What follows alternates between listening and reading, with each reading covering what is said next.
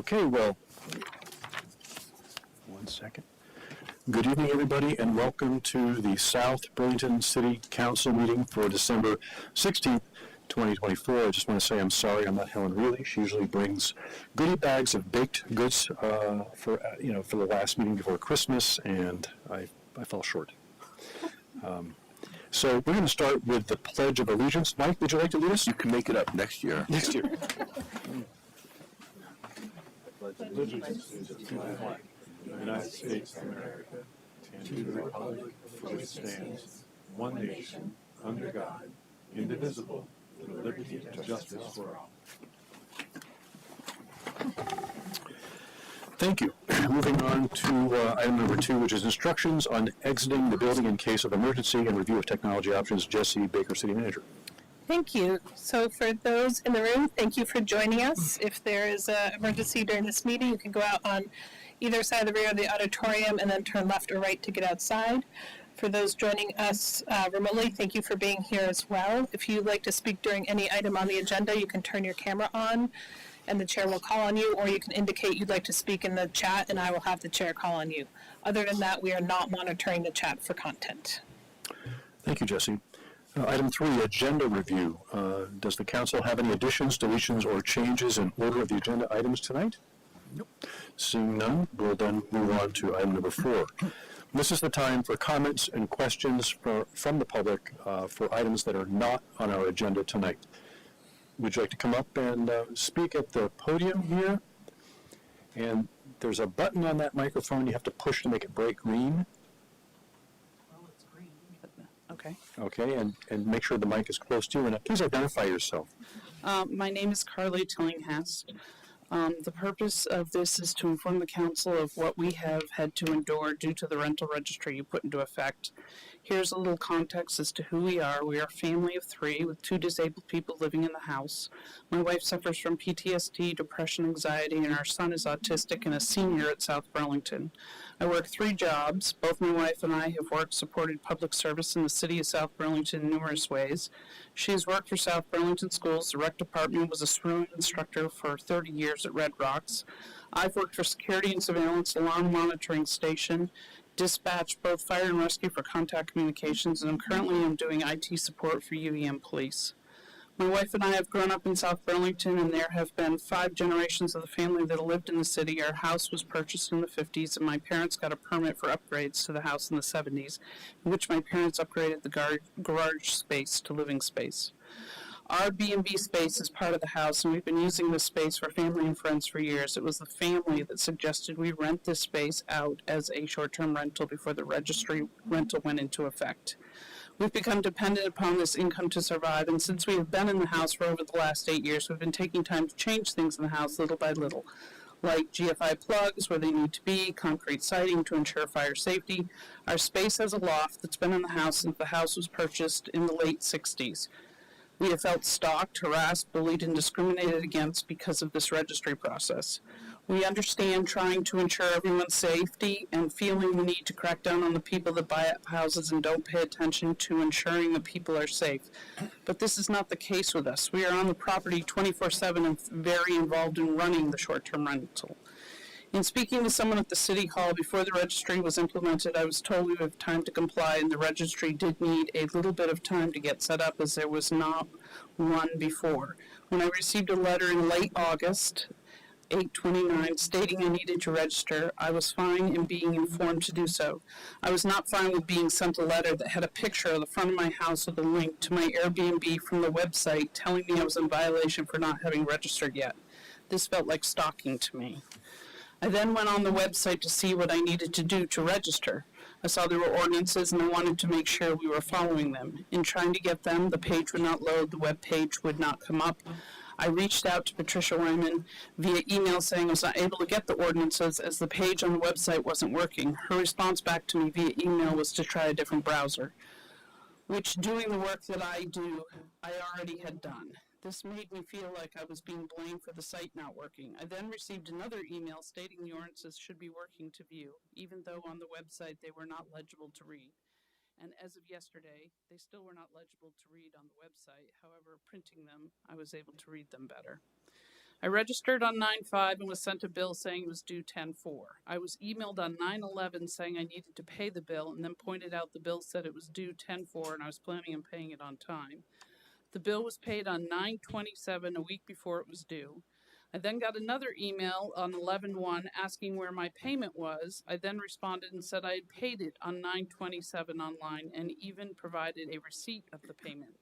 At this time, the inspection was scheduled for 11/14, and at no time I received a registration or anything that said I even registered. The inspector came on 11/4 and did see that we had tape on the wall indicating we were planning to put up railings to get up the stairs to our loft. He also said he was passing us and we would be good for 5 years and we could send pictures of the railing once installed.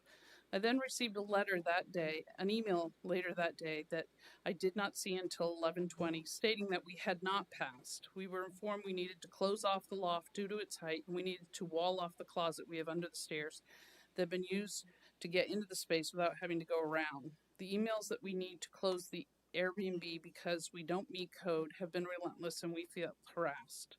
When I asked for specifications as to what the height requirements are, we were never given any, and we have been given different answers with no solution as to how to fix it or rectify it and no time to address the issues. Even to get a wall put up, I struggled to find someone due to the holidays and was told they needed to come back in to inspect on 12/16. And if I couldn't let them in to re-inspect, then I needed to close the B&B. I've asked an extension in time, and even though the inspector said it was fine, his supervisor said it was not permissible and that I needed to take off the listing and cancel all reservations and shut down.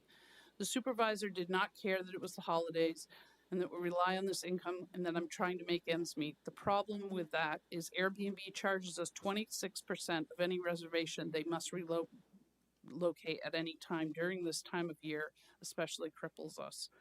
Not every person that runs a short-term rental, nor every short-term rental is a round peg fitting into a round hole. We thought our loft was unique, but have subsequently found out that there's another B&B in South Burlington that has a sleeping loft that has passed inspection. The height of their loft is the same as ours. The difference is ours has a window and a set of stairs that has a landing with a window. Theirs has a ladder and no window. Theirs was also built in 2018. Ours has been part of the house since my parents bought the house. We were told not to have more than 2 people in the place because of not being allowed to use the loft. The loft is part of the appeal as to why people choose to stay with us. This is impacting our rental greatly. In an age where tiny houses across the nation are being built mostly with lofts, I still don't understand why ours is such a hazard and yet others are permitted to do so. We've been told that the other B&B was not being utilized as such for a sleeping space when the inspection took place. However, the people that own it told us something different. There's no appeal process for us, there's no helpful resolution for the little people, and there's no support for us who feel discriminated against because of this process. It is my hope that the city will do better, not feeling like this is the case. Thank you. Thank you very much.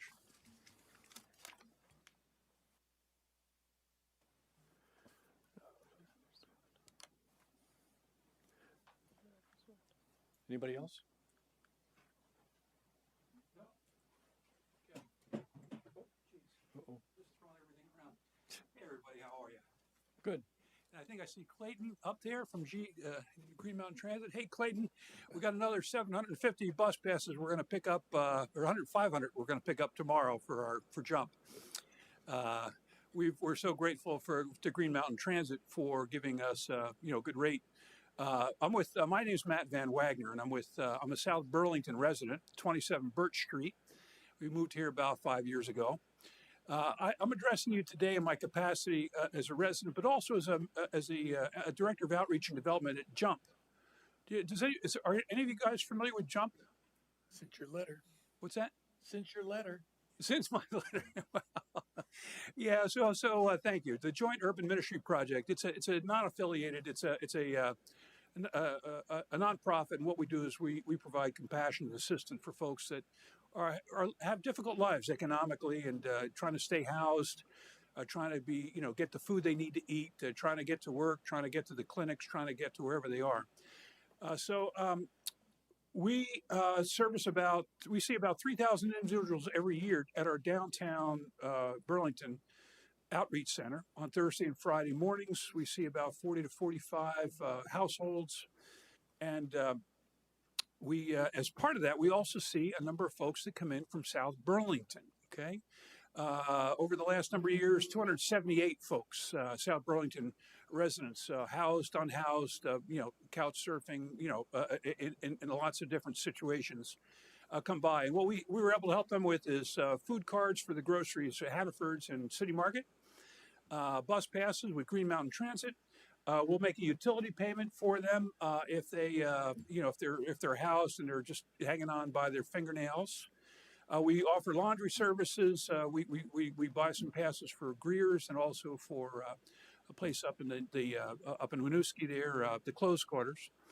And we also give them thrift shop vouchers where they can buy new clothes and et cetera, et cetera. So the folks we service are anywhere from folks that are living outside, on nights like tonight, to folks that have a double master's from Harvard, but life took a couple of wrong turns, and they find themselves unable to, make the ends meet. And so, without any reserve for anybody, we service anyone of any race, nationality, age, economic status. We people come in and we know that they're in a rough way. Our job is to help them. And so, what I've asked the council to consider is that we would like to be able to offer more of these types of services, which supplement the types of things that our good friends over at the food bank do, where they give them a lot of good food. But we offer the things that help them get to job interviews, to get to medical appointments, to get to the clinic just off Dorset there, basically to create some momentum in their lives so they can take the next step forward. And so I'm hoping, am I allowed to ask the council a question or two? I don't know what the rules of order here. But it's basically just comments for things that are not on our agenda right now. Okay, so comments. So in the hopes that that there will be some money still unallocated or unspent from the federal monies that were for the economic recovery that were passed out during COVID. If there is any opportunity for that money to be used, we can deploy it, and we can deploy it transparently. We can deploy it accountably, and we can deploy it compassionately, exclusively for the residents of South Burlington. And we can put together a formal proposal if one is, if this is even a possibility. I don't know if it's a possibility or not, but if it is, we can help you, take advantage of whatever monies are available to the great benefit of exclusively to the residents of South Burlington. Thank you. Thank you very much. Any other comments online? No, that's it. Okay, then we'll move on to councilors' announcements and reports on committee assignments and the city manager's report. Who would like to begin tonight? I'll go. All right, Lori. Just a couple of quick comments. Was at the Rec and Park Committee meeting last week, and they spent a lot of time and hard work getting their work plan put together and ready to present to us tonight, which is part of our packet. And of course, we had our budget retreat that was just loads of fun that we'll get to talk about this evening. And today I spent a little bit of time listening in on a presentation by the University of Pennsylvania graduate students who were doing a presentation for Montpelier, Plainfield, and Barry. They did a resiliency and flood preparedness study for those three towns. And it was a well put together presentation that they did. And I was looking at it because UPenn has offered potentially to do a growth management study for South Burlington in the fall of 2025. And that meeting will be recorded if anyone wants to look at it, and there will be a book that they present for it, which we'll be able to see online. So I will share that when it comes out. That's it for tonight. Thank you, Mike. Sure. Yes, I attended the December 4th Airport Commission, and just to share a little bit of information that came out that is directly relevant to South Burlington.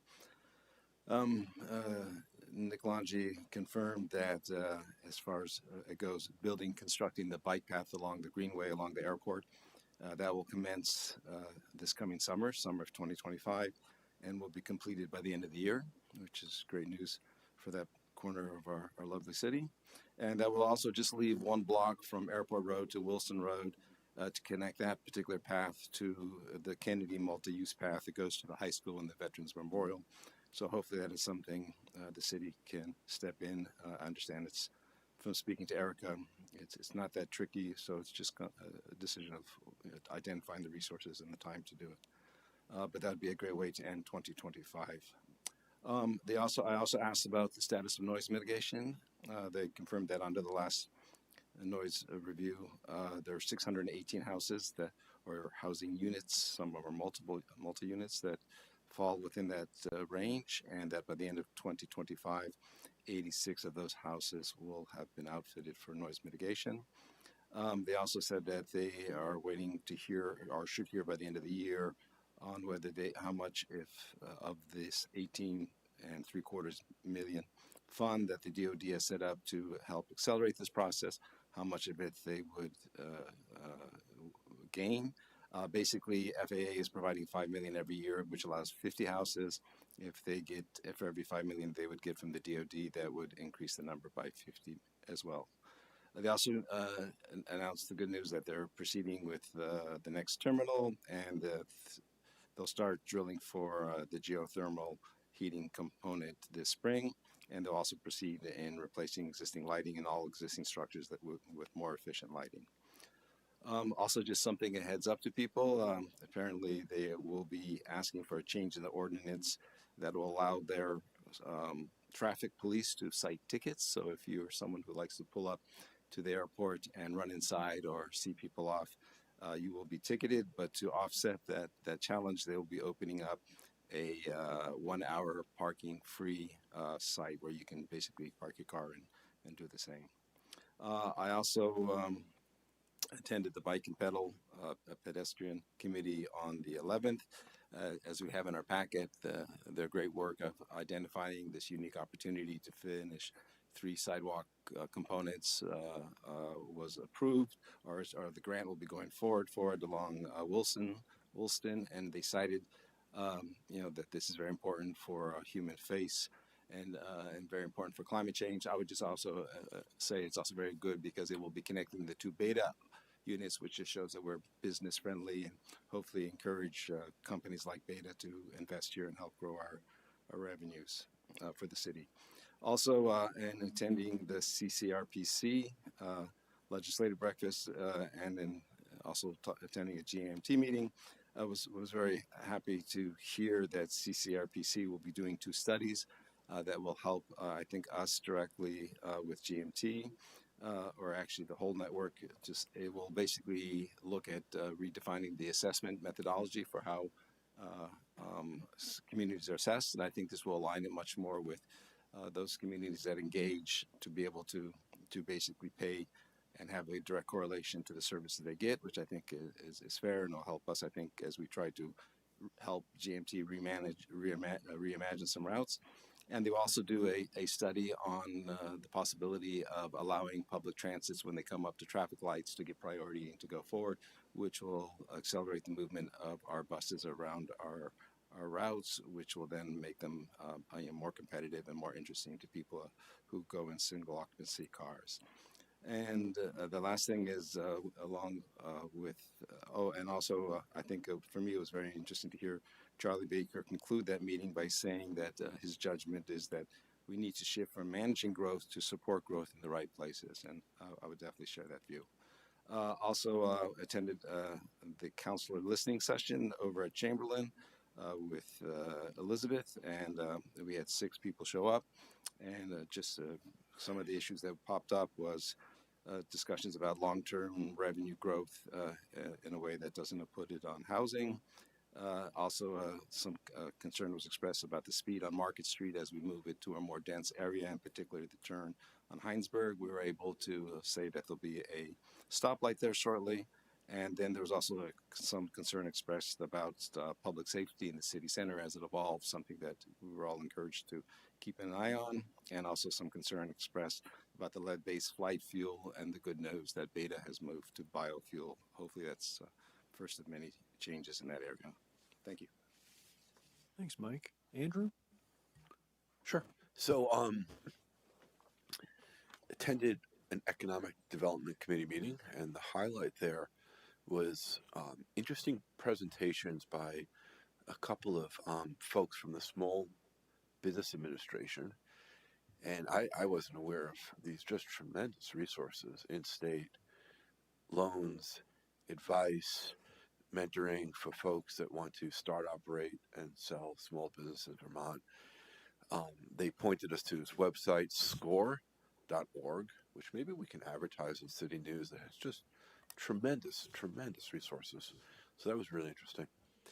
The committee also reviewed a request by the Planning Commission for recommendations as to whether housing or other uses should be allowed in our commercial industrial zones. Right now, there's no residential housing allowed.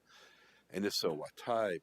Short-term, hotel-type housing, longer-term, what are the uses? So the Economic Development Committee is working on a written response to the Planning Commission on that.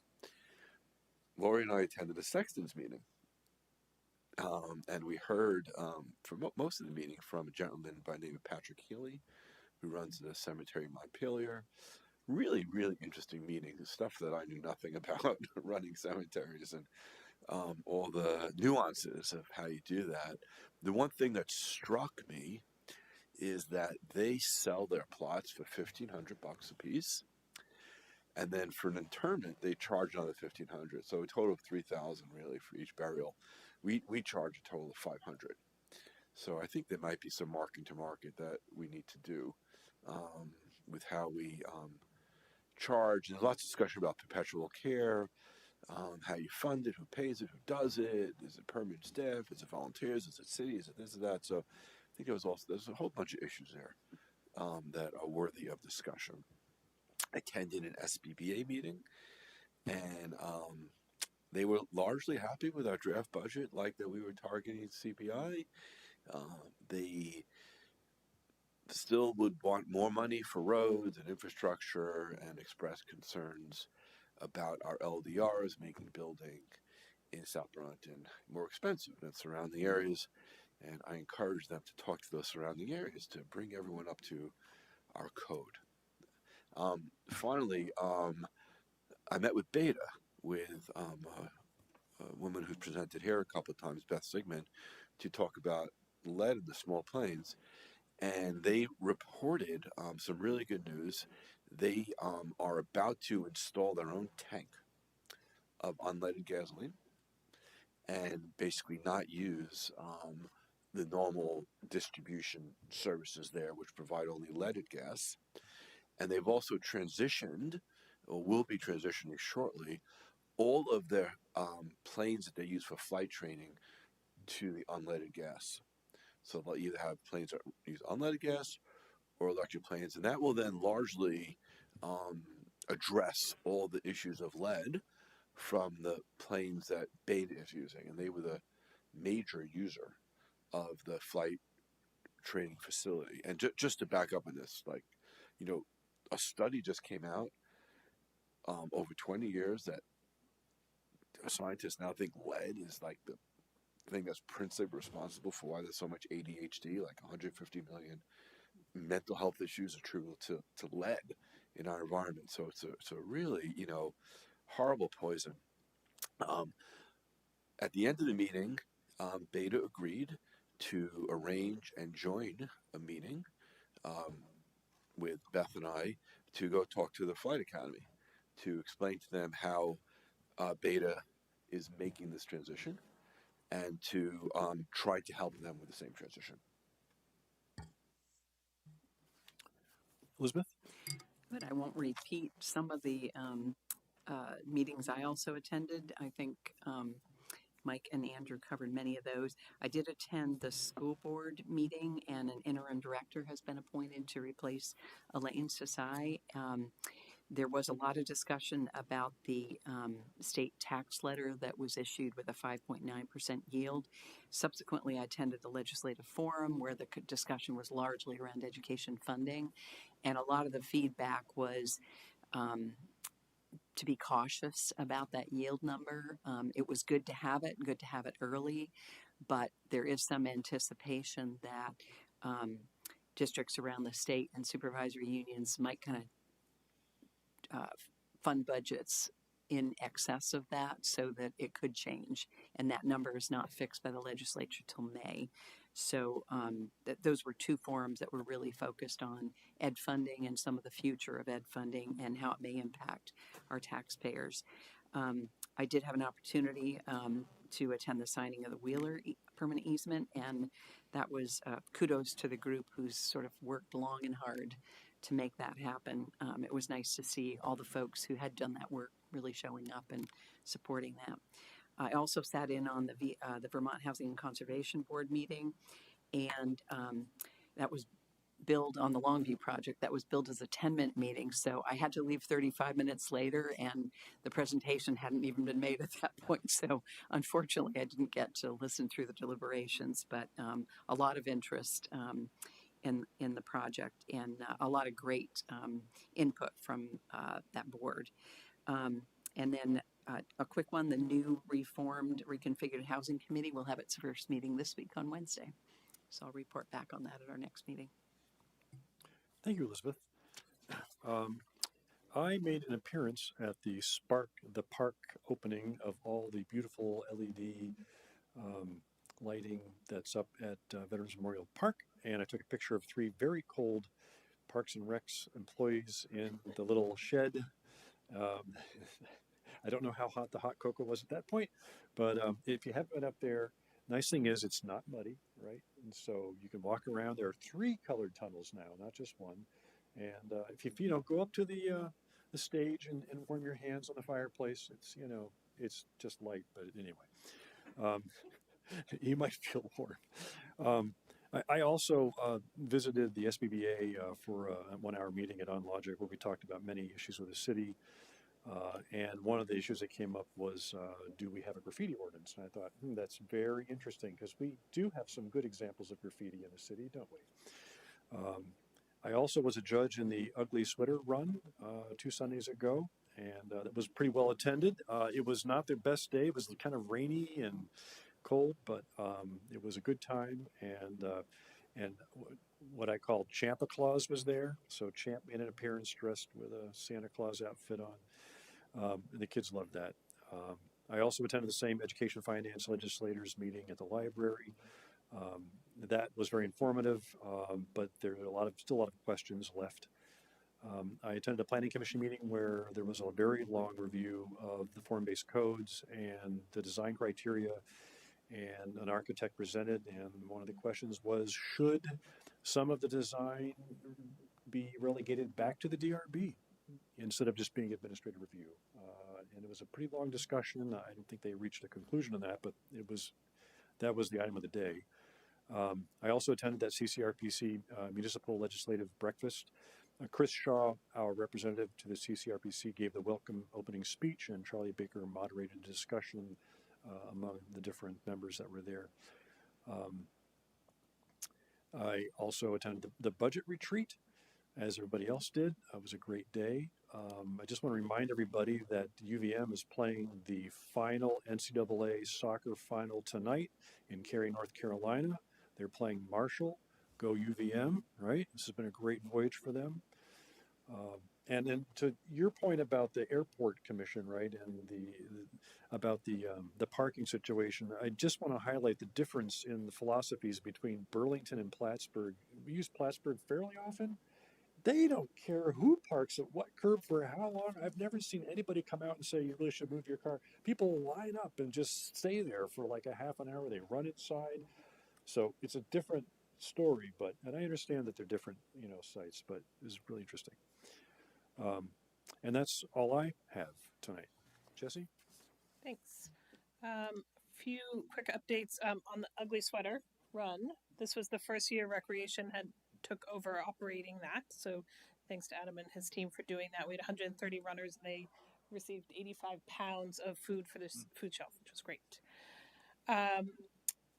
The Dorset Street Water Tank Project, one of our big 2025 construction projects, is out to bid. And we submitted all of our paperwork today for the winter bond pool. So that is a capital project that is moving along quickly. We want to call your attention, and we will put this in City News as well, that Burlington is kicking off work for the Champlain Parkway construction.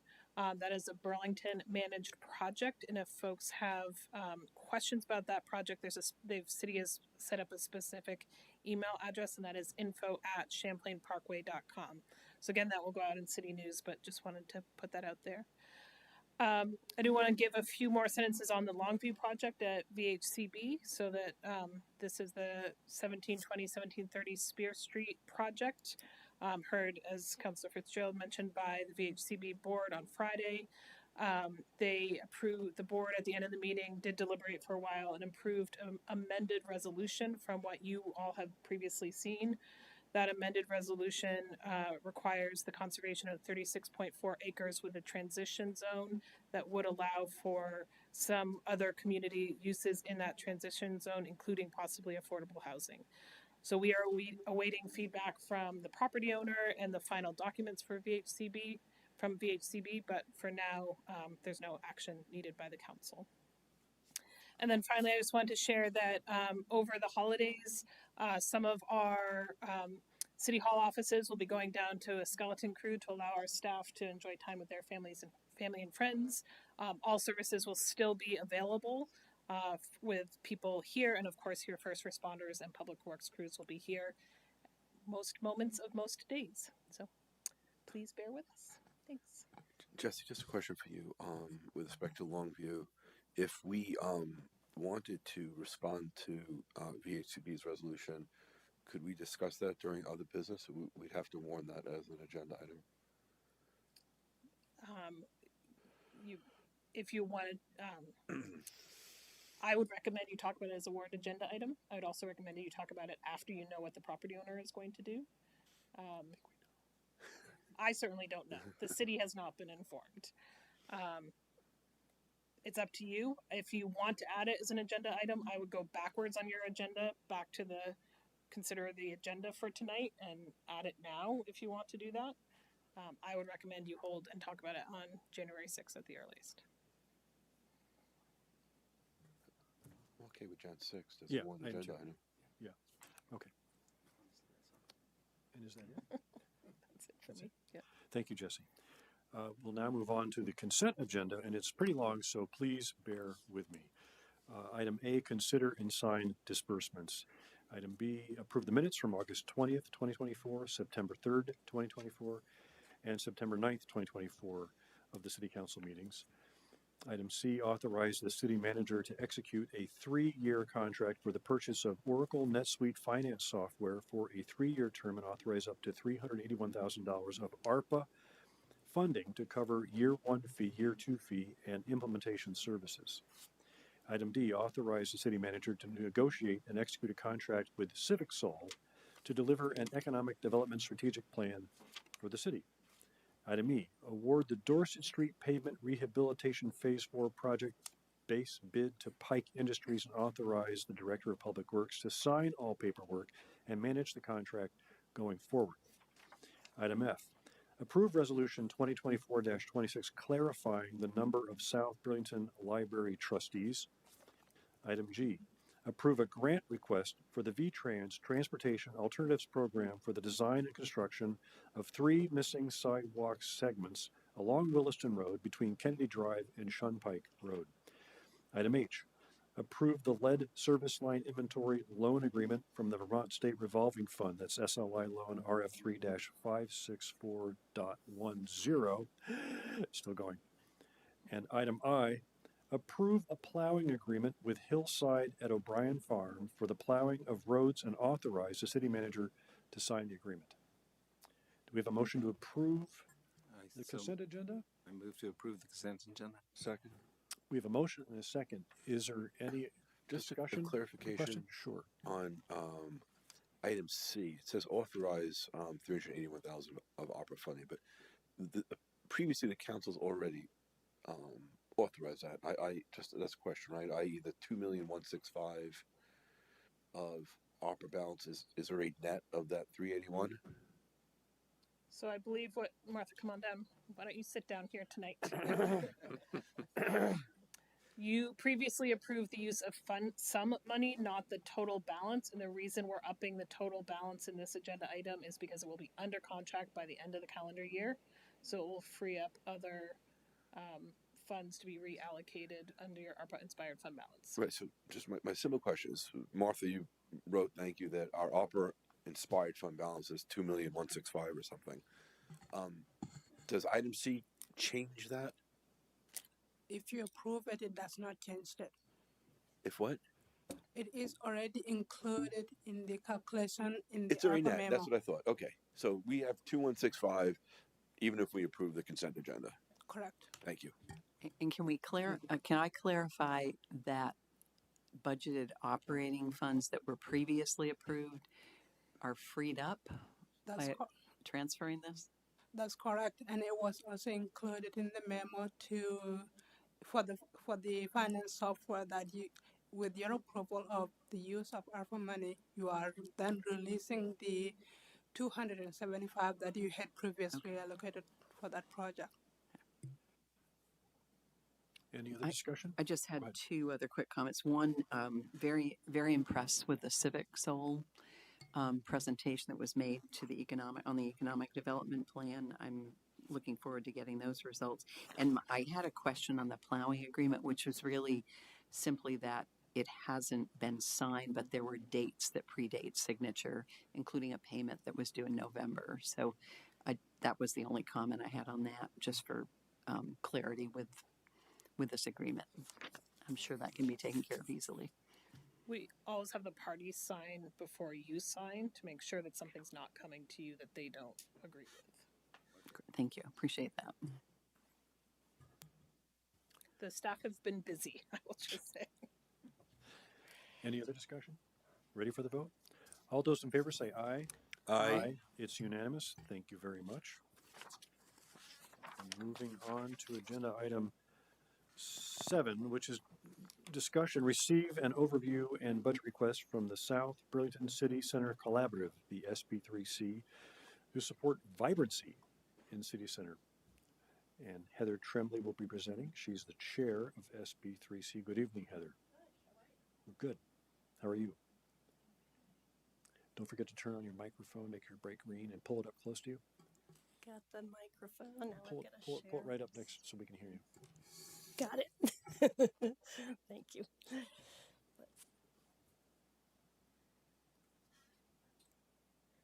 All right. So we are here tonight to do a briefing and a fiscal year 2026 budget request for the South Burlington City Center Collaborative. We will go over a bit of the City Plan 2024 and a brief history of our organization, as well as other Main Street organizations. We'll give you an update on what SB3C is doing now and in the future years, and then our budget request. So there's a broad agreement the success of City Center is paramount to our future. The City Plan 2024 has a specific goal to invest in and grow a vibrant, mixed-use, pedestrian-oriented city center. And there's an action item that will suggest supporting and the establishment of a Main Street-style community-based organization to nurture, promote, and otherwise support City Center.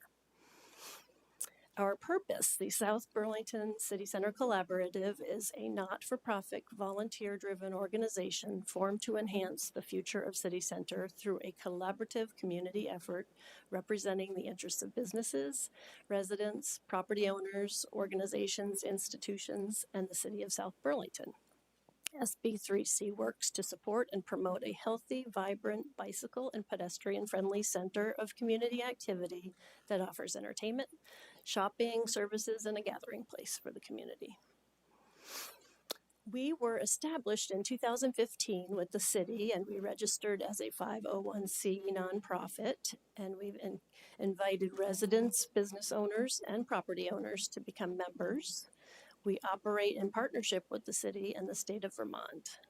The area of interest is the entire form-based code zoned area of the city. Listed here are the current board members and our regular meeting attendees. We are set up to collaborate at all levels through volunteers and organizing with South Burlington residents and property owners, through events with the regional community, with the city's community development, the rec department, economic development committee, public works, and also with the South Burlington Business Association. With existing and future city center retail and restaurant businesses, with the state of Vermont's Department of Housing and Community Development and other Vermont downtown organizations. And lastly, through the Main Street America with downtowns across our nation. There are 4 points of a Main Street program approach, and South Burlington City Center Collaborative will focus on all 4. They are promotion, design, economic vitality, and organization. We'll go over those a little more when the budget comes up. Our organization is volunteer driven. A volunteer board approves work and budget for the 4-point committees and steers the collaborative. An executive director operates the organization, supports volunteers, and ensures downtown businesses are linked into organization. The volunteer 4-point committees pursue achievable activities that benefit the downtown. Originally, the board and the executive director will double as the organization's committee in initial years. The community, volunteers, business sponsors, grants, and other partners are brought into the initiatives and the events. SB3C next year, with the support of the city, will hire an executive director and establish an office. We will create a website and social media presence and build volunteer committees. Actively work with the city center through the 4 points of the downtown program, and will hold and sponsor youth-directed downtown activities. This is our projected fiscal year 26 budget and future years. The expense side, we will have the executive director at a part-time level to begin with, and potentially moving into a full-time position as the need becomes necessary. The organizational expenses will be geared towards member outreach, office setup and rent, which will probably be provided in kind, and then websites. The promotion and marketing funds will go towards business openings, open houses, mixers, wayfinding, bike ped, and streets events. The design will go towards banners, window decor, public art, business signage, facade improvements, and parklets. And the economic development funds will be used for training, retail analysis, discount and loyalty programs, and parking information. And this year we were very lucky to get a grant from the Reddix Foundation for $5,000, which will be used toward youth events in City Center. On the revenue side, we expect to get funds for grants from grants and donations, in-kind donations, and membership fees. We also have a $20,000 carry forward from fiscal year 25 that we did not use, that we will be using this coming fiscal year. And there was a $20,000 base budget in the 26 draft budget as well. And we are here to ask for the additional 35 in incremental budget in order to accomplish the goals that we've laid out. You will see in future years, we are expecting to get funding from city parking revenue allocation, city local option tax, and maybe a business improvement district assessment, as well as loyalty cards and events and merchandise for sale. So as the years go by, hopefully the city's contribution will be reduced by the additional funding that we're hoping to get. And this is just an example of some other Main Street organizations and what their cities are contributing to their groups. You'll notice Church Street Marketplace is quite a large budget. A lot of that is raised through the assessments on business and retailers. So across Vermont, Main Streets link downtowns to communities with retail and restaurant business outreach and support, events, wayfinding, and beautification activities. And we are excited to get started. We are City Center, and together we can build our future. Questions? It was a lot. Yeah, can you back up 2 slides to that last spreadsheet so that there's an item that says 20,000 carry forward, and then one below it that says annual budget allocation. So is the carry forward, is that 24 coming in 25. So Okay. yeah, fiscal year So that was 25. We did kinda- not use that. It's in this year's budget. And then this next 20 is in this year's And then draft. the second 20 is for this coming budget season, right? It's in the baseline Baseline. FY26 budget. Okay, and then you're asking for another 35 on top of that. Yes. Wow, okay. All right. Just trying to understand where Mm-hmm. Yeah. those contributions are coming from. Does St. Albans have a similar organization? St. Albans does, I believe. I'm not familiar with how they're structured. Okay. I don't have the statistics on that Yeah. town, but Montpelier, Virgins, Rutland for sure. The marketplace has like a zone. They do. A It's a series special of zones, assessment. right? And, Yep. and the contributions are scaled, how far they away Exactly, they are from right. Church Street and stuff like So that. Church Street would be the highest probably, and then as you get away from there, they'll be a little bit lower. And do I understand correctly that for 2027, your spreadsheet is showing that there's a hope that the city will have a budget line item of $70,000 for you? That is our wish. So I'm just Heather, That's so what it'll future. be going forward. Yeah. for the other municipalities that you reference, well, just about. So, I mean, basically, the city of our general funds would be funding 80% of the budget, 70-80%. Is that typical for these other municipalities, or is it? I mean, you have this parenthetical next to Burlington. It's raised by assessments, so that's not coming from the general fund. It's coming from the businesses. I think the majority. And yeah. do you know how it works for Rutland and Montpelier? Is also coming from the businesses or from the general fund? I believe that's more of a city contribution. I'm not 100% sure, but yeah, very, very common for cities to support these sort of downtown associations. It's, hand in hand. Hopefully with any luck that we will be getting more businesses and hopefully higher taxes and everything kind of comes together. How that many way. businesses are members now paying fees, or how many businesses are part of this? I guess. They're members. We've just started our membership drive. Honestly, we're very beginning stages. So we will be going out to all of the businesses and analyzing who they are and targeting them specifically. So the University Mall, for example, all of those tenants are in city center. Right. So hoping to target a bunch So of none them. yet? Not yet. Not yet. Yeah. We actually kind of put our whole program on hold after 2015. We went through the pandemic and just didn't do anything. So we're really trying to get back into things now. And Heather, did you benchmark kind of the salaries and the part-time or full-time status of some of the other cities that you reference? We have done some research, and I'm just familiar because I'm on the board of several other organizations, and I think this part-time is probably very realistic. We're putting together a resume, or not a resume, but a job description, so we should know more once we go out to the market. So, if I understand this correctly, you're looking for the city to help jumpstart the process. And this is why, as you said, you did not expend any of the monies from last year. That's right. As you put on hold. And the goal is, as you jumpstart it, and as the city center fills out, as the TIF district fills out, which many of We those wanna people will build be on that. involved. Yes. The goal is for those to participate and to basically end up carrying the costs. And the key factor is having someone as sort of the executive who's basically pushing forward, as opposed to volunteers who are not reliable. I mean, who are grateful to have, but No, I totally agree.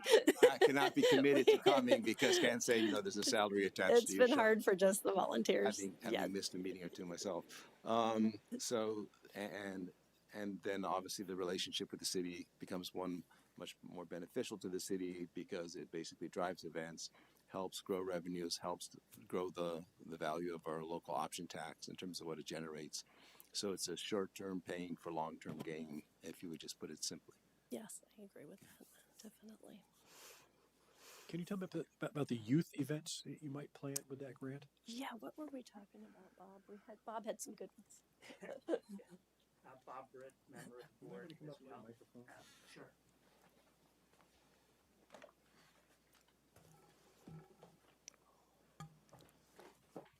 Bob Britt, member of the board of SB3C. Yeah, we were thinking of things like potentially bring your youth to work type thing, working with the library in some of their programs. I'm trying to list. We had a list. I didn't bring it with me, but it's a number of events with the rec department as well, sort of to cooperate with them to build up some of their programs using this grant money. And all of the new housing here is you're really seeing a lot more youth people in this area. So it's a good audience. And can you speak to some of the, I know there was some discussion, again, it's preliminary, and I think the takeaway I had from the budgeting meeting I sat through was that you really need the part-time staff to sort of flush out a lot of the detail here. But there was some anticipation of what sources of revenues might offset expenses going forward. Can you kind of go through some of those? Sure, that was the city parking revenue potentially, local option tax allocation, and then the city business improvement district assessment, similar to Church Street.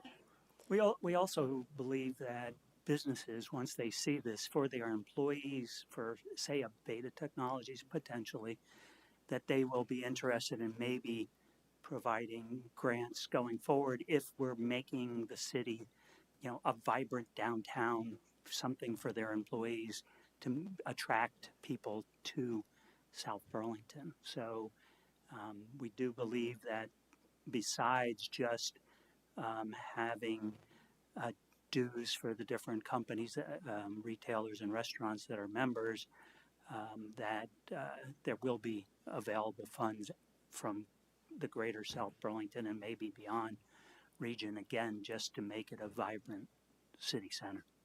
And as we begin some of our events, I think that's another opportunity for sponsorships. People will want to be involved in those. Go ahead, Lori. I was just going to say that I really see the SB3C as being a marketing arm for all the businesses within South Burlington. And I know that Burlington does assessments to their businesses to help fund their work. And I hear the boost to get it going, but I see over the next 4 years, the city being the substantial contributor. And I think it's incredibly important work, and I want to see it happen. I'm concerned that if our budget issues continue to loom the way they have, it's a big jump for the city, relatively speaking. And I would encourage you guys to think about how to get funding actively coming from our business owners who can see this as a business development and marketing tool for them, hopefully to increase their bottom lines. Great, agreed. So one question I have is, why are we seeing this tonight? Because this should have been wrapped into part of our budget discussions last week, right? Is it just, it was hard to get on the agenda? We just got on the agenda, but we also, I think, forwarded the package ahead of time for your meeting. I don't know if you had a chance to get that or not. But. And in addition to that, I think it's been carried on the on that spreadsheet that allows you to see what impact different spending levels had. Yeah. So it's on that list. So we were, I think, trying to make hints. And I did, I think, answer a question from someone on the board on how an estimate of what we were looking for 2 weeks ago. Any other comments? I was just going to say, we've known this was coming. And you guys are just here to make the pitch tonight rather than there we go. That this is just the first time we're hearing about it. So do you want to reserve discussion for this back on item 10 when we get there for the general budget discussion? That makes sense unless other people have questions for any other questions for SB3C? Can I add one thing? So, thank you both very much. Excellent job. In every Vermont, and actually every municipality I've worked in, we've had downtown organizations. And it's an incredibly successful four-prong model. And I think one of the things that I just want to add to the pitch about it is that an organization like this also becomes an advocacy to the council organization. So when we think about new ordinances or parking regulations or whatnot, it's a real thought partner in what would best work for the business community. I think SPBA does that really well now on some things, but this group could do that uniquely for vibrancy in a downtown from the business perspective, that we may not hear from individual businesses what they want to see, but as an aggregate, we might get better feedback. And I think that that really will serve us well, or serve you all well as policymakers moving forward. So I just want to throw in that one little thing. Thanks. I see the importance. Thank you. Any other comments? Thank you very much. Thank you both. We'll move on to item 8, which is receive a presentation from Green Mountain Transit on their FY26 operational funding and requested special assessment, and consider taking actions to support a one-time special assessment request. And Clayton Clark, General Manager of GMT, is he on? He was earlier. Hold on a second. Wait, Heather, you got to stop sharing. We're getting there. Yes, I think Clayton is on. Yep, there he is. Clayton, are you there? Do you want to turn on your camera and unmute?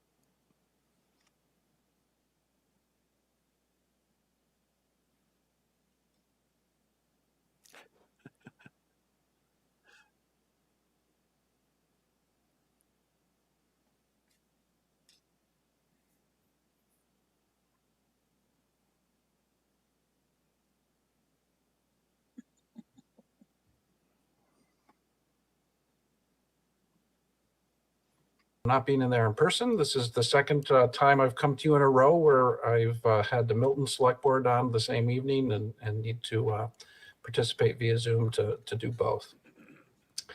But wanted to walk you through South Burlington's assessment, and to especially spend some time on the special assessment, which is something that we believe is the first time we've tried to do in our history.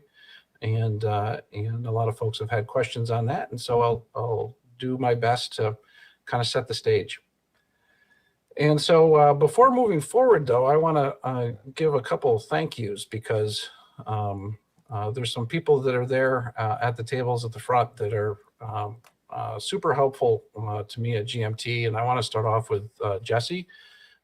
Jessie has been a real partner, and her and her staff have really done a great job of working with GMT and thinking about ways to have our service better serve the folks of South Burlington. And I'm happy to know that within the coming year, some of the long-term improvements that Jessie has been interested in, I think will be coming to a reality, and especially with connection to Market Street. I also want to thank Councilor Scanlon, who is on the GMT board and has been outstanding and very collaborative with the rest of our commissioners. And he'll be joining the negotiation team that will be working on our next driver contract. And so on Wednesday, we'll begin negotiations for our next 3-year contract. And Councilor Scanlon will be the person from the GMT board who will be helping with that. And so thank you very much, Mike, for doing that. And so I want to start off with the overall assessment for South Burlington, and the fiscal year 25 assessment was $654,000, and the fiscal year 26 assessment could be up to $754,000. So it's a $99,895 increase, which I think that's close enough to call 100,000, or 15%. The reason why I say that that's the maximum amount it could be is because we won't know until sometime in the future how much South Burlington would need to contribute for the special assessment. When we look at the breakout of the assessment, the largest portion is for the combined fixed route and capital contribution. And so the capital contribution is just $75,000 that we collect from all of the members and South Burlington's. And this is what goes towards primarily vehicle purchases. And South Burlington's contribution is around $10,000. So the bulk of that fixed route assessment is, for the actual bus service itself. That went up 4%, or just over $14,000. Where there was a large increase had to deal with paratransit. And so this may be something you recall hearing from me in the past, where our paratransit assessments tend to be somewhat more volatile because they're based on the actual usage. And this is for the service that SSTA performs on our behalf to make sure that folks who have a disability and are unable to use our fixed route service have comparable transit options. There was two things that pushed, and in addition to the normal volatility, there was two things that impacted the paratransit assessment this year. The first is that you may recall that we have a new paratransit methodology, and that was implemented last year, but this is the first fiscal year that it will be as part of your assessment. And the thing that is a big change with that methodology is that we went from considering only the source of where somebody started their trip, where their home was, and now we consider where people's homes are and where they're going to. And so I believe that one of the reasons why you would have seen the increase there is because, not surprisingly, I think people are traveling to South Burlington to get services, and so hence why the 14%. The other change is that historically GMT has provided a 50% discount on the cost of paratransit, and so we collect 50% from our urban members, and then the other 50% we pay for out of our other funds, and so we reduced that discount from 50% to 45%, and I suspect that over the years we may have that decrease go down a little bit more, but we want to make sure that it is slow so that it doesn't, so that it limits budget impacts. So now thinking about the special assessment, first off, our statute in the same chapter that gives us the authority to issue our normal assessments gives us the ability to ask for a special assessment. And I say ask because it would require the approval of all of our urban members. And so in order for us to issue a special assessment, both you and the other urban communities would all have to vote yes. And if a single group says, nope, we don't want to pay more, then that won't happen. The approval needs to come from the legislative body. And so the city council here would be able to approve that. It doesn't need to go to voters, or it just has to be approved by the legislative body. One of the things that's somewhat unfortunate, and we're going to be asking for it to be changed at the State House, is that the special assessment needs to be distributed in the same proportionality as our fixed route service.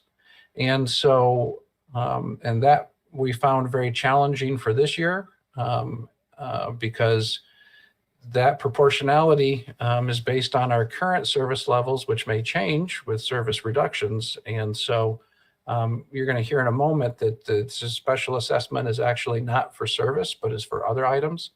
And the reason why we didn't do it for service is that it would have the sort of insult to injury of having to have, say, a community that had a large reduction in service have a larger portion of the special assessment, then would make sense considering that reduction of service. And the last item I want to bring up, because a lot of other municipalities have asked, is does the amount have to be budgeted? And the answer is no. We know one of our members is planning on, if the need is to pay for it, that they'll take it out of their fund balance. And so it doesn't have to be part of a budget. All we need is your approval that from the legislative body that you'll pay for it. So thinking of the special assessment that we're asking for, the total for all of our urban members would come to $308,000. South Burlington's portion of that would be about $45,000. And the $308,000 would be used for 3 items. $240,000 would be used for a potential driver buyout if we need to reduce service. Our contract would be very much more beneficial for us to have a reduction through buyouts as opposed to layoffs. And I could go into that if folks want to know the reasons why. It would also contribute $50,000 towards assessment reform. And I'll talk about that a little bit in a second, because as you all heard, that we're going to be partnering with the CCRPC on that. And then the last item would be $18,000 for representation at the legislature.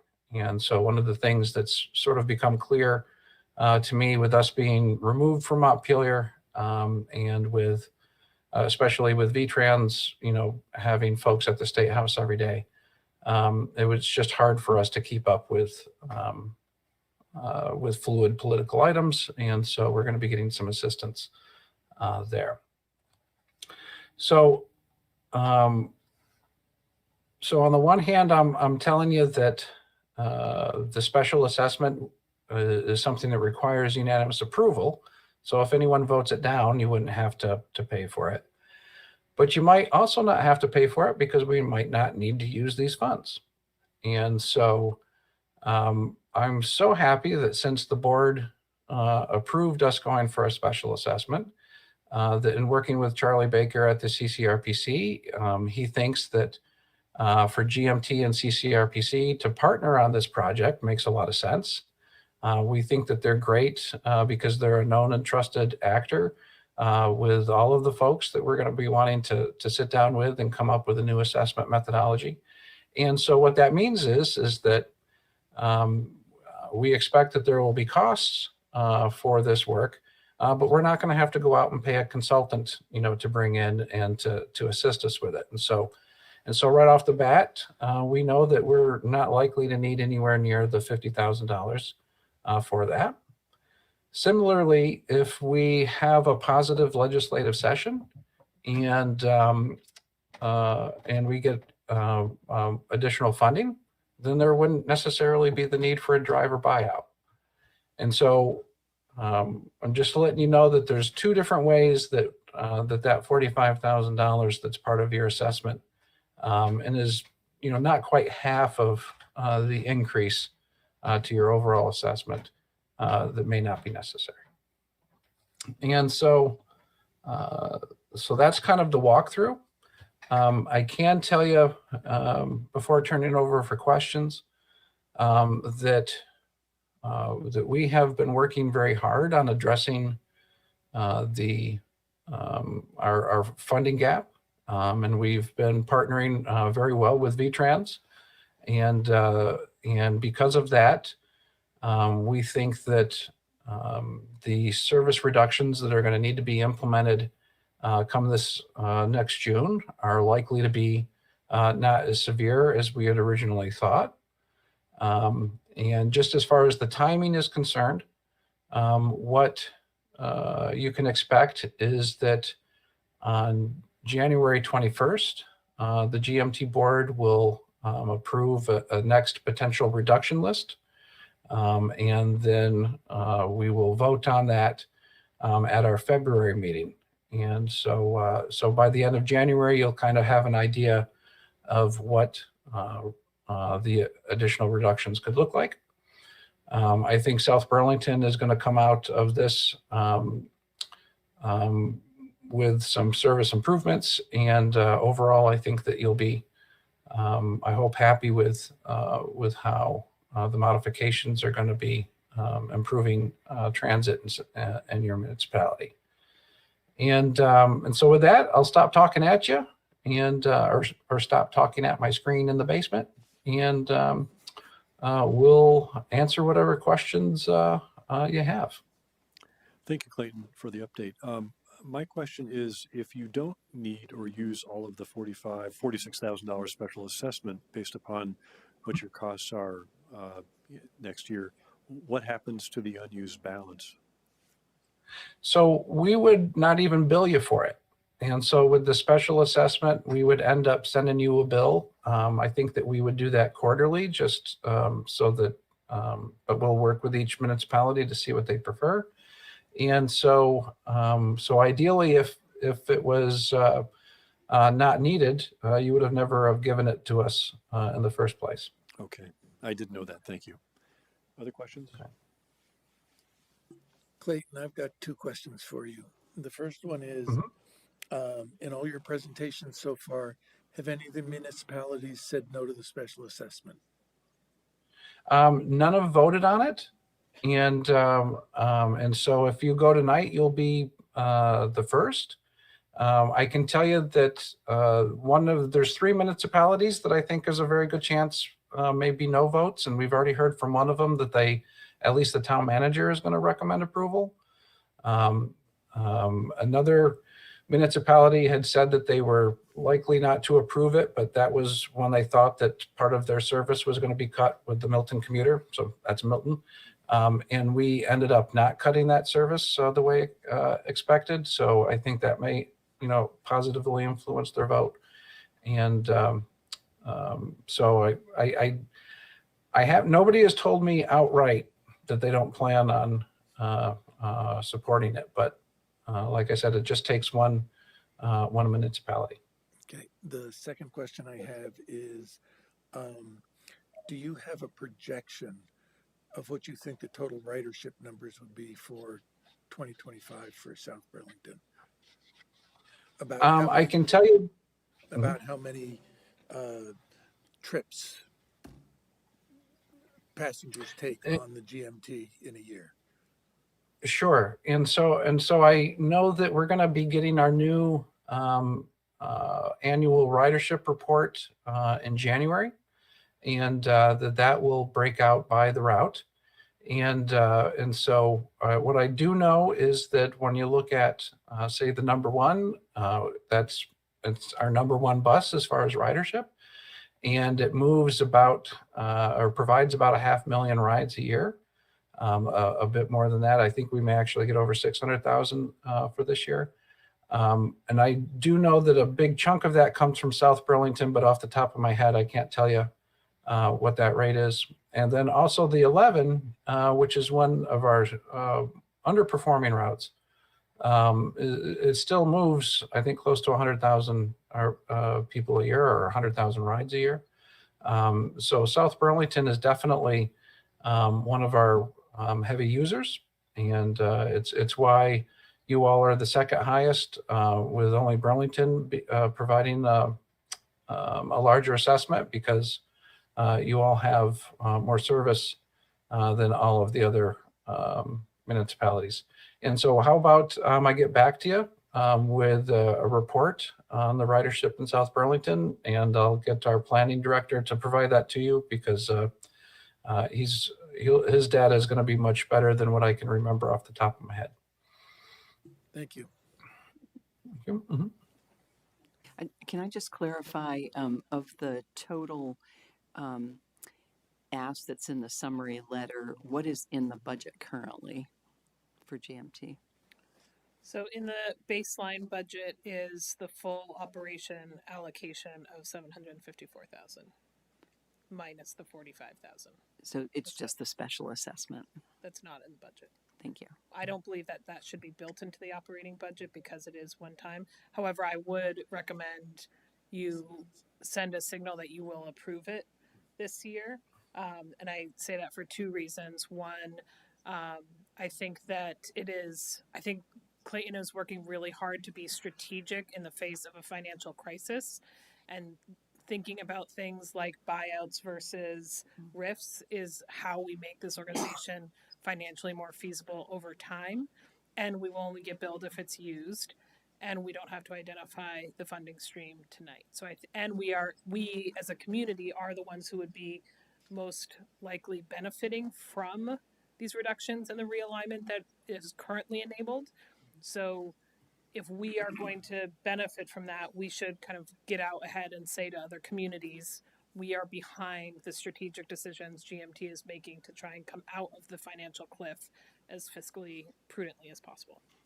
And I do understand, and thank you, Clayton, the contingency nature of that special assessment. Thank you.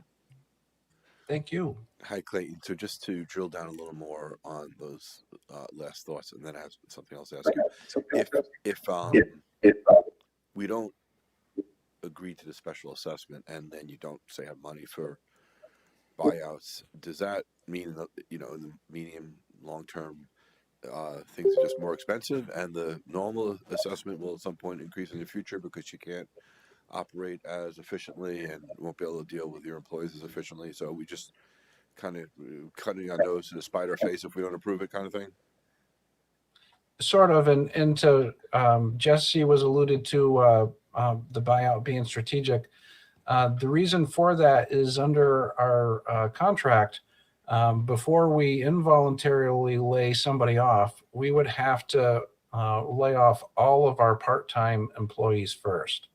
And they are our most cost-effective labor pool. And because the part-time folks don't receive benefits, so that they just receive the flat $30 an hour, which is their current rate.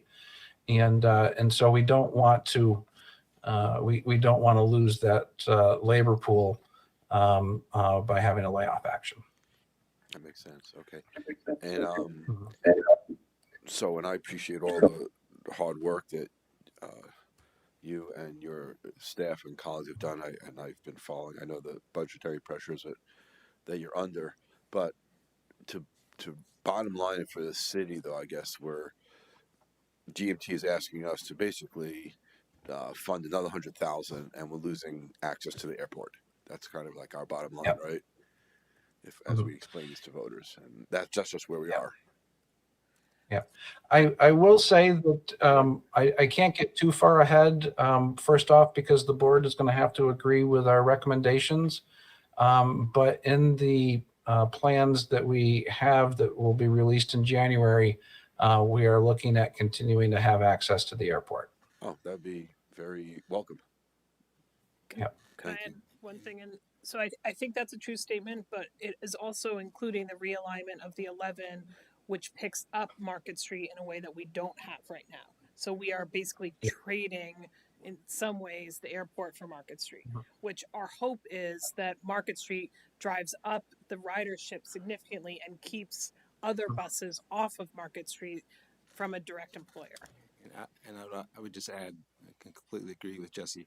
It starts the process that I think will continue in any shape or form, regardless of how much funds we get from the state, is to think about reimagining routes to go to where the density population is. And I know in our city plan, that's a very important factor. And I think by getting out in front and showing that we support this painful but challenging, but ultimately productive way forward, will be to our benefit. But again, I think if we can, as Clayton said, I think if I would strongly encourage us to vote and support this, if only to send a strong signal to the others that if they do the same, we can get through this difficult pass and end up with a much better system that maximizes and increased ridership for our people as we evolve towards a more densely focused community. Hey, Clayton, I have a question about the special assessment. Now, one of the things was to fund a consultant to develop an updated assessment process. Was that something that you were hoping to work with the CCRPC on, or? Exactly, and so now that we're going to be partnering with them, I don't think that we'll see the need to hire a consultant to help us with sitting folks down. I think having them as a third party is going to make sense, because when we look at this assessment reform, I really want this to be organically developed with ideas coming from the municipalities, so that it's been almost 20 years since we've changed our assessment methodology, and so when we change it, we tend to live with it for a long time. And I hope that whatever we come up with is going to be a lot more flexible. I think that we've had difficulty in addressing this financial situation because of its sort of inflexibility. It was created to control costs and to make costs be more predictable. But in doing that, it really sort of hamstrings us in shifting when there is a financial crisis. Great, thank you. So we have this as a discussion of possible action item. So this is just for this special assessment, right? That we would vote on if we voted on it right now, right? Correct. You would still have, your overall budget conversation about everything else. Yeah. Okay. Do we want to make a motion on this? Yeah. To approve the special assessment? I second. So we have a motion and a second. Is there any other discussion? All those in favor say aye. Aye. Aye. And it's unanimous, Clayton. Thank you so much. I so appreciate it. You all have been great supporters, and I look forward to making you proud. Thanks, Clayton. Thank you very much. Thank you. Bye. All right, we're going to move on to item 9, which is receive a final overview of the list of ARPA allocations in advance of the December 31st, 2024 federal allocation deadline. For years, we've been told you got to allocate it by the end of this year and spend it by the end of 26. I thought this day would never come. It's almost here. It's just a couple of weeks away, 3 weeks. If we choose, we would reaffirm our vote from August 19th, 2024 to allocate the remaining uncontracted ARPA funds to currently contracted capital improvement plan projects. And Martha Machar is addressing us today, Finance Director. Good evening and thanks for coming.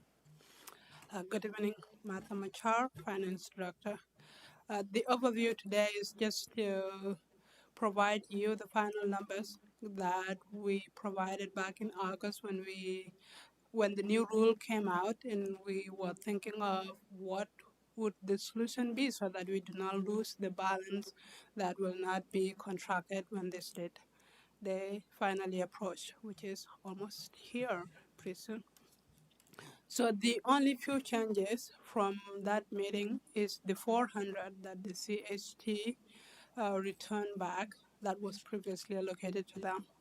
And another new thing too is the current request for the financial software that you just approved a few minutes ago. And those have been reflected in the numbers that are shown in the memo that was attached to your agenda. And also in that memo as well, we updated, we were projecting some of the projects that we were hoping to have contract. And so those have been updated with the actual project that we have contracts for and project that you had previously allocated fund to that we do not have contract for. And those are included in that summary to you. So at the bottom of the memo, there is also a table that indicates ARPA inspired projects. Those were the projects that you previously allocated fund to. The work has begun on some of them. We currently do not have contract for those projects, but some of them we do hope to have contract for the beginning of the year. If we lose this money at this point, those projects cannot go on. So we are hoping at this point, as you reallocate this money to the current CIP project and create this intended ARPA inspired fund balance, to just letting you know that in the new years, the staff will be coming back to you to ask to reallocate to those projects when we actually have contract for them.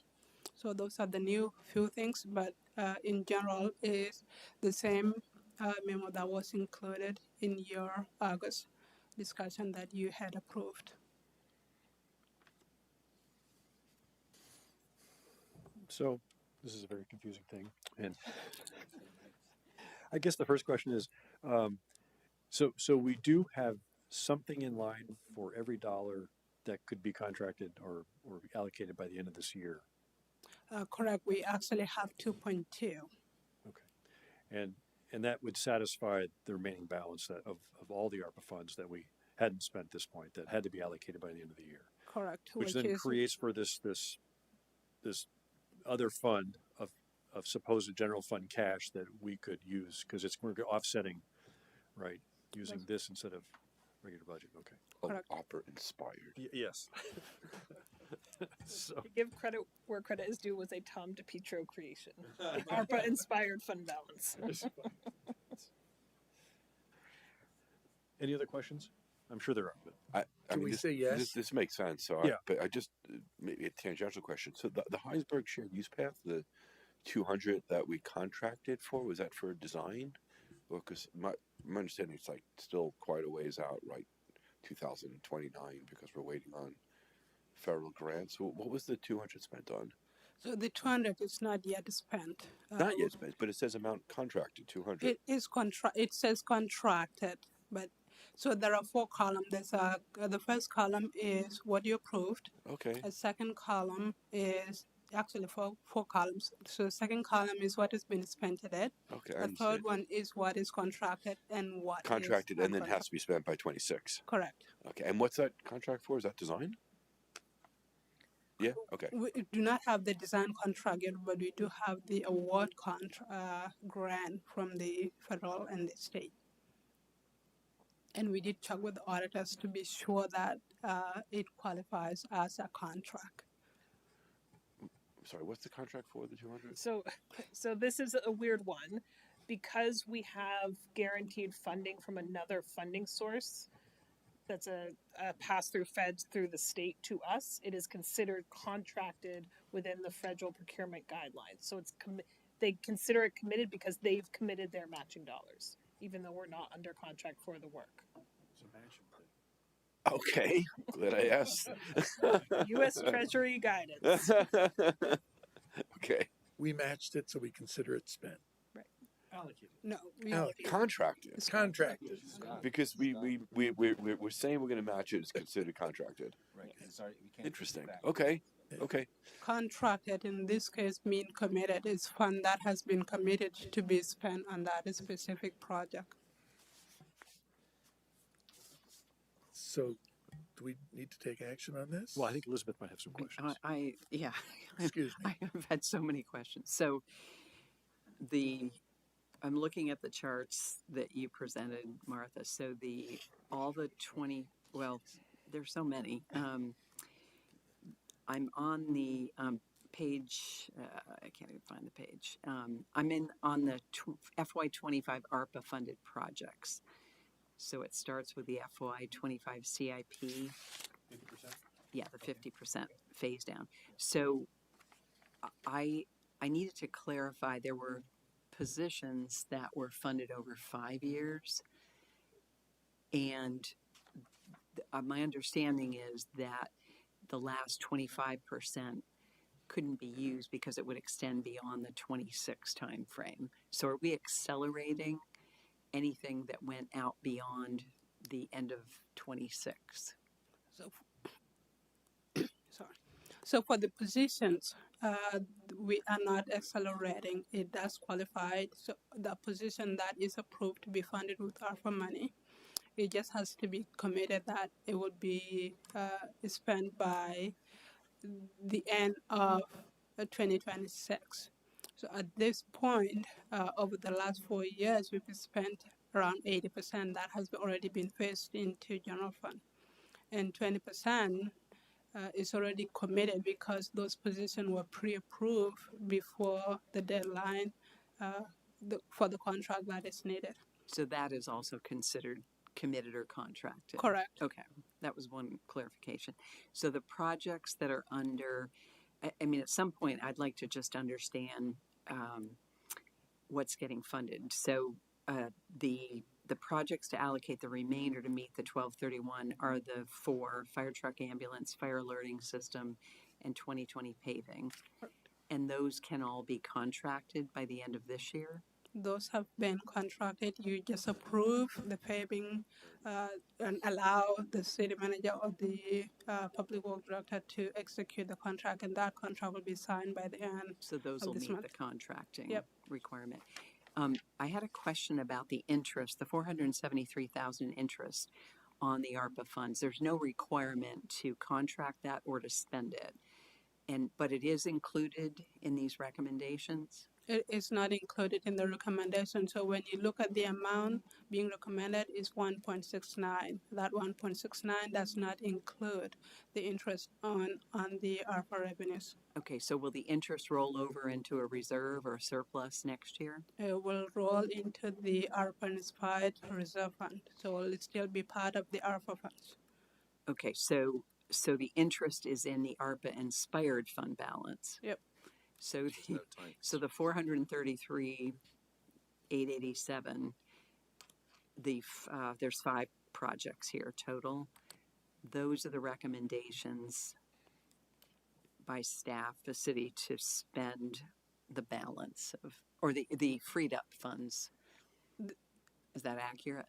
I wouldn't say recommendation. Those are the projects that you had previously approved money to that are not going to be under contract as of the end of this month.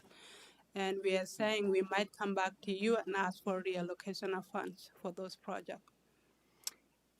So this is what's confusing to me because it's kind of approximate to the level of ARPA interest. So is the ARPA inspired fund balance projects also freeing up general fund? No, so ARPA interest is not in any of these numbers. The 433 and 473 is just a coincidence that there are 400, but they are not related. So if you look at this listing right here, the 433, if you take out the Heinsberg Road Market Street signal amount, it adds up to 399, which is a balance on the climate action project. It's the balance of the 417 that was approved for FY25.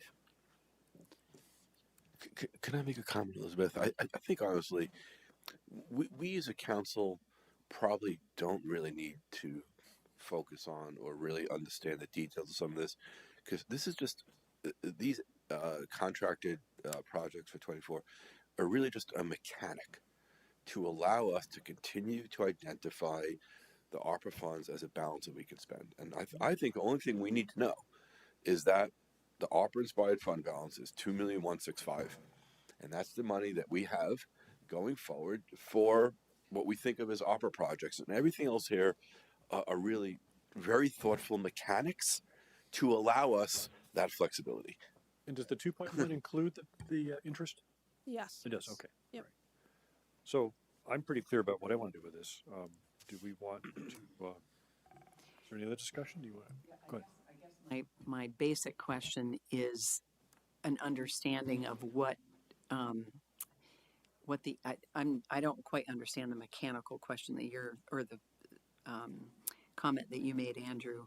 I understand what you're saying, but it does seem like there has been an opportunity to free up general funds. And so is there a conversation that has to be had on the general fund? Is that the balance of the non-ARPA, which is really a decision on the funding balance we want to keep?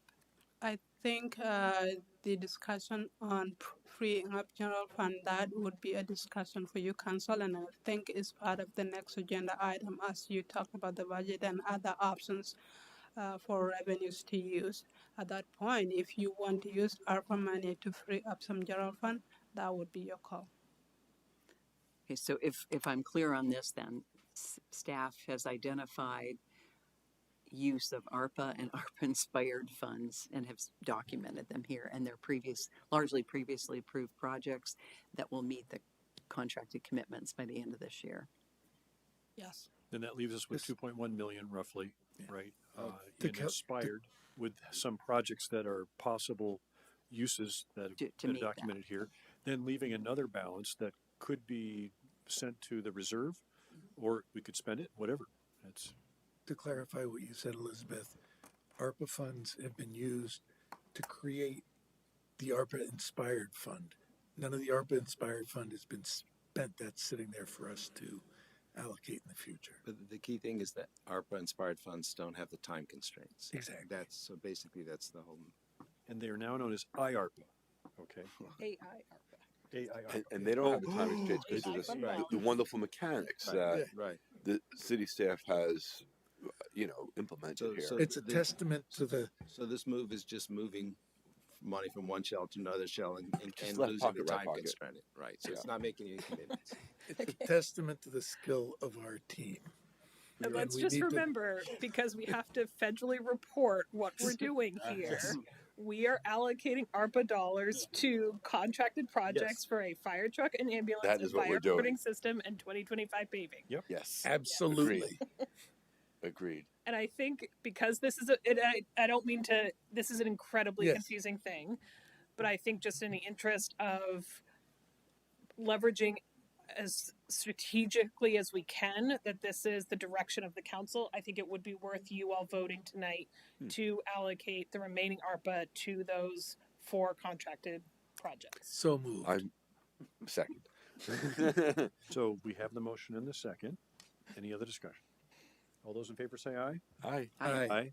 And it is unanimous. Thank you very much, Martha. Don't go anywhere, Martha. Don't go anywhere. Get comfortable.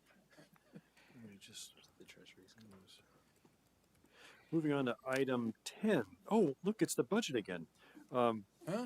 FY26 budget, council discussion of the proposed FY26 budget, approve the public notice and warn a public hearing on the proposed FY 2026 general fund budget and enterprise fund budgets and proposed amendment to the FY 2026-2035 capital improvement plan for January 13th, 2025 at 7 p.m. Jesse Baker and Martha. So can I do a little table setting here? Of course. So you have heard us talk a lot about the budget over the last 2 meetings. So really tonight is meant to be your discussion of what you've heard and what you would like us to do. There are a few additional data points we've provided in your packet tonight at your request. They are there. We're not going to intentionally walk through them, but Lou and Martha and Steve and I are here if you have any questions about those. What we would really like to hear from you tonight is what you're thinking about, if there are additional data points you need, if there are scenarios you want us to lay out for you that we could bring back to you on January 6th. You do not need to decide tonight what you're doing. You need to kind of start your conversation towards what you're going to decide on the 13th. And then finally, you do have to set the public hearing as required by statute. That does not mean it will be a public hearing on the proposed budget. You can change it at any point around that public hearing process. So with that, we are going to stop talking unless you have questions for us. Change what? What do you mean by change? So unlike, for example, an ordinance or an LDR amendment where if you have a public hearing and then you change something, you have to have another public hearing. Okay. This is just a public hearing on the proposed budget. You can change, you shouldn't vote on a final budget until you've held your public hearing, but you can change the budget number after you've had a public hearing. Okay. Got it. Who wants to start? I just have a question about the sidewalk lines. So on The which? the sidewalk lines, and this is just page 2 of the memo. There's no page number, but it says $50,000 for sidewalk improvement and maintenance. Is that in addition to what's listed as the current budget of 130? So we'd have 180 for sidewalk improvement maintenance if we adopt that line. Is that how I'm reading that? Are you, So I'm on page 2. It's titled On-Off Options General Fund Operations Budget. That's the green box titled Budget Add Options. There's a line for sidewalk improvement and maintenance at $50,000. Is that incremental to the 130? So it would become 180 if we approve that line? yes. Okay, and then on the next page, sidewalk improvement maintenance is 100. Would that then bring the budget to 230? Yes. That's the recommendation. So those are not two separate items. Those are options. One is 50, one's 100, or So we were doing this on the fly on Friday between the retreat and putting out the council Yeah. agenda. what the thought was here is that so we heard from you all and members of the community that because we don't yet have the total sidewalk assessment, we wanted to start building up how much we're allocating to that money or to that purpose. So in your general fund, so the first page you're looking at, and I'm going to share these when I stop talking here so you can see what I'm looking at, is the general fund tax rate impact. So we said if we're going to incrementally start building up our tax capacity to care for our sidewalks, we're going to start building that up in the operating budget. That's the $50,000. And then if you want to spend additional one-time money to get a big boost in that, we recommended putting $100,000 in of one-time money specifically to target the ADA improvements that we know we're going to need to see as part of that sidewalk. Okay, so these are suggestions for different- two separate items. So for next year, the budget would be 280 if we approve both. Yes. Okay. And that is for sidewalks and shared use paths. Is that correct? Or is that just sidewalks? So what we heard you talk about was specifically reacting to the sidewalk assessment. Which is both. So it is both. I just want to make sure. But, so in that 100,000, it says ARPA inspired funds, right, for the target ADA, but we also have money in the General fund. No, in the penny for paths. Isn't some of that available for maintenance? No, Can't do maintenance. no, you can only do new infrastructure. Only for infrastructure. I thought there was let's say open space fund Open has space. 5%, right? Yeah. And that's only for four. That just specific- seems wrong. I mean, anytime there's a penny for anything where you're building something, you should always reserve a large percentage for maintenance afterwards. We should Can talk about it as a ballot item Yeah. And because I that don't know makes if we should- sense. I have a question, Jesse. If looking at the general fund balance, if we go with, I guess, your recommendation of a target of 16.66%, that would still leave in that general fund balance 163,460. That's correct. Is that correct? Yes. Okay. Is that funds that we could apply towards some of these budget add options? That's council call. But in theory, that is a potential if we went at the 16. Yes. Because in so doing, just off the top of my head, I looked at if we went with the Town Meeting TV full archive, the increased line striping, the fund contribution to the CCRPC Equity Advisor, to the SBR 3C, and the property insurance rate, which is now a firm number, that itself would cover that. No, but Mike, you don't want to use the fund balance for recurring items because then you're going to have a property tax rate increase the following year that's going to surprise people. So you really need to use that fund balance for just one-time items. Then we could use that for the payway, so that would be for the stuff on the second list. Like something like the $75,000 airport tax, or is that something that can be done out of one of the special funds?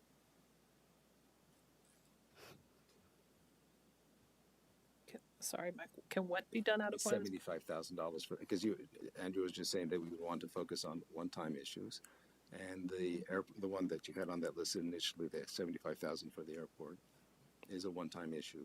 It would fall into that category, so it either could be spent out of this general fund if we do the 16.66%. But on my outside, just a question: could it be done out of any of the existing special funds? Is there another way to spend it so we don't have to use the general fund? This 160,000. I'm just trying to maximize. At this point, there's no special fund that would cover that. If you like to use 163 to fund that 75, you are able to make that decision. To me, that makes sense. So these two pages still are, if all these numbers are set as they are, it still is a 3.33 or 3.39% That would go above. 3.33. So I'm going to share my screen here. Okay. When I do this way, it means I can't see my notes, so bear with me for a minute. So this is going to look slightly different than what's in your packet because we have Oh, boy. Should make it a little bigger, if possible. If possible. And Okay, so you're looking at two different things here. You're looking at, on this box, with all these little numbers in here, you're looking at tax rate. You're looking at the operations budget.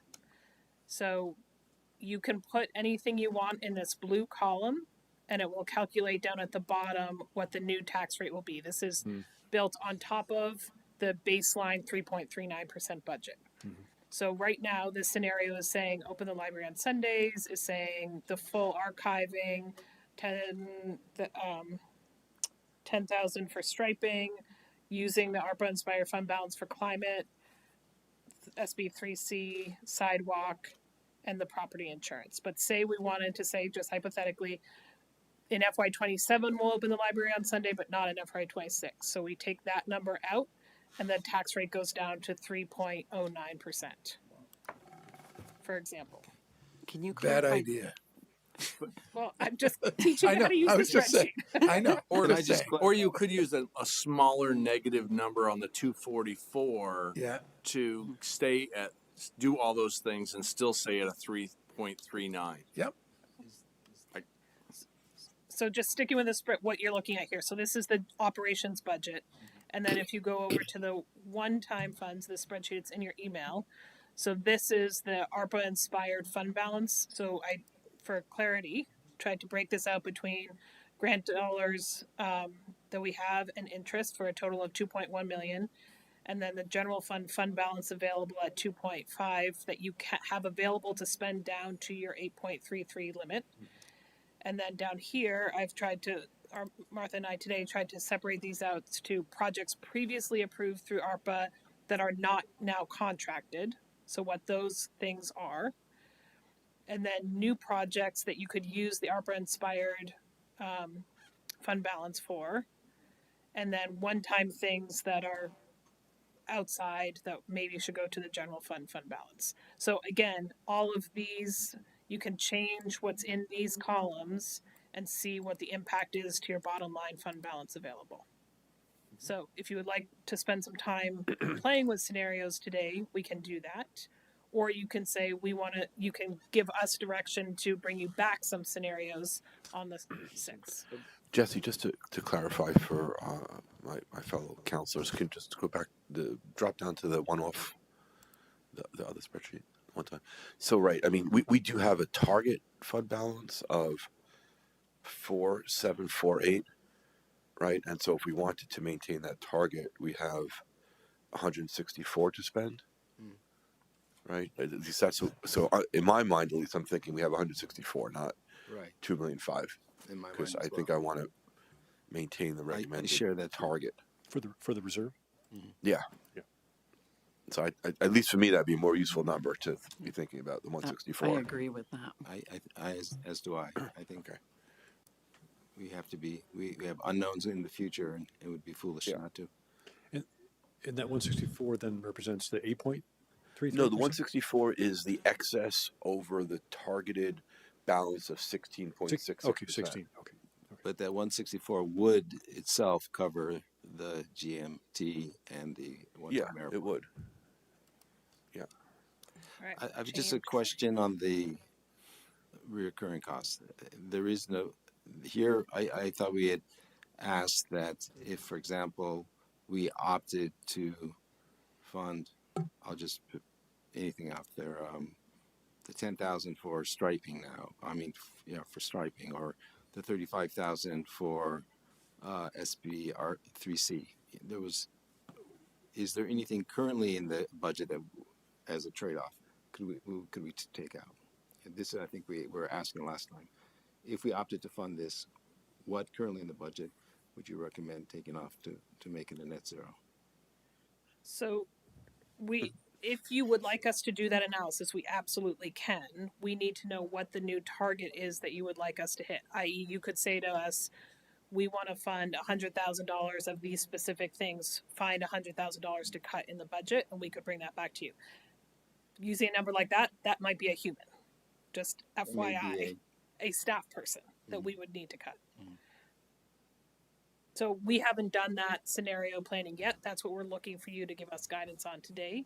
If you want us Because to, otherwise there is no way that. to, if the goal is to keep the 339 and not to use one-time money to pay for reoccurring costs, there is no other way to do that but to go back and do that exercise you just talked about. Is that correct? I mean, that is a way. This spreadsheet, this is your operations budget spreadsheet, does have you using one-time ARPA-inspired fund balance to pay for climate projects in FY26, which is a negative number on this spreadsheet. That's taking out new general fund dollars that lets you add in new things there in the blue column. But is that using one-time money principle or? It is using one-time money. It is, so going back in time for a minute, because I don't think I made this very clear at my presentation to you. Last year, when the council decided to use ARPA money to pay for the climate CIP projects, the idea was to step it down the way we are stepping down ARPA to staffing positions. So while it is using one-time money and it would take out dollars you could use somewhere else, it is something that the prior council had thought about doing. Obviously didn't obligate this current council to do, but it would be part of that narrative. And when you say stepping down, meaning this year less would be spent one time than the previous year on? Right. Last year, 440,000 was spent. 417. 417. And does it suggest that the next year this would continue as a practice? Is there a glide path out, or this is just extending it 1 year? I would say it's extending it a year. But that's based on the policy I've heard from you all. You could choose to do it a different way. And it's using that funding for one-time spending. Yep. Not recurring. Could I request that you put the 50,000 back in for the library? Yeah, please put it back in. And then after you put that back in, do you have more? This has us at 3.33 instead of 3.39, the way it is right now. And if the 3.39 is a target that we're shooting for, does it make sense to lower the ARPA inspired fund balance to get us to the 3.39? I'm good with 3.33. What's that?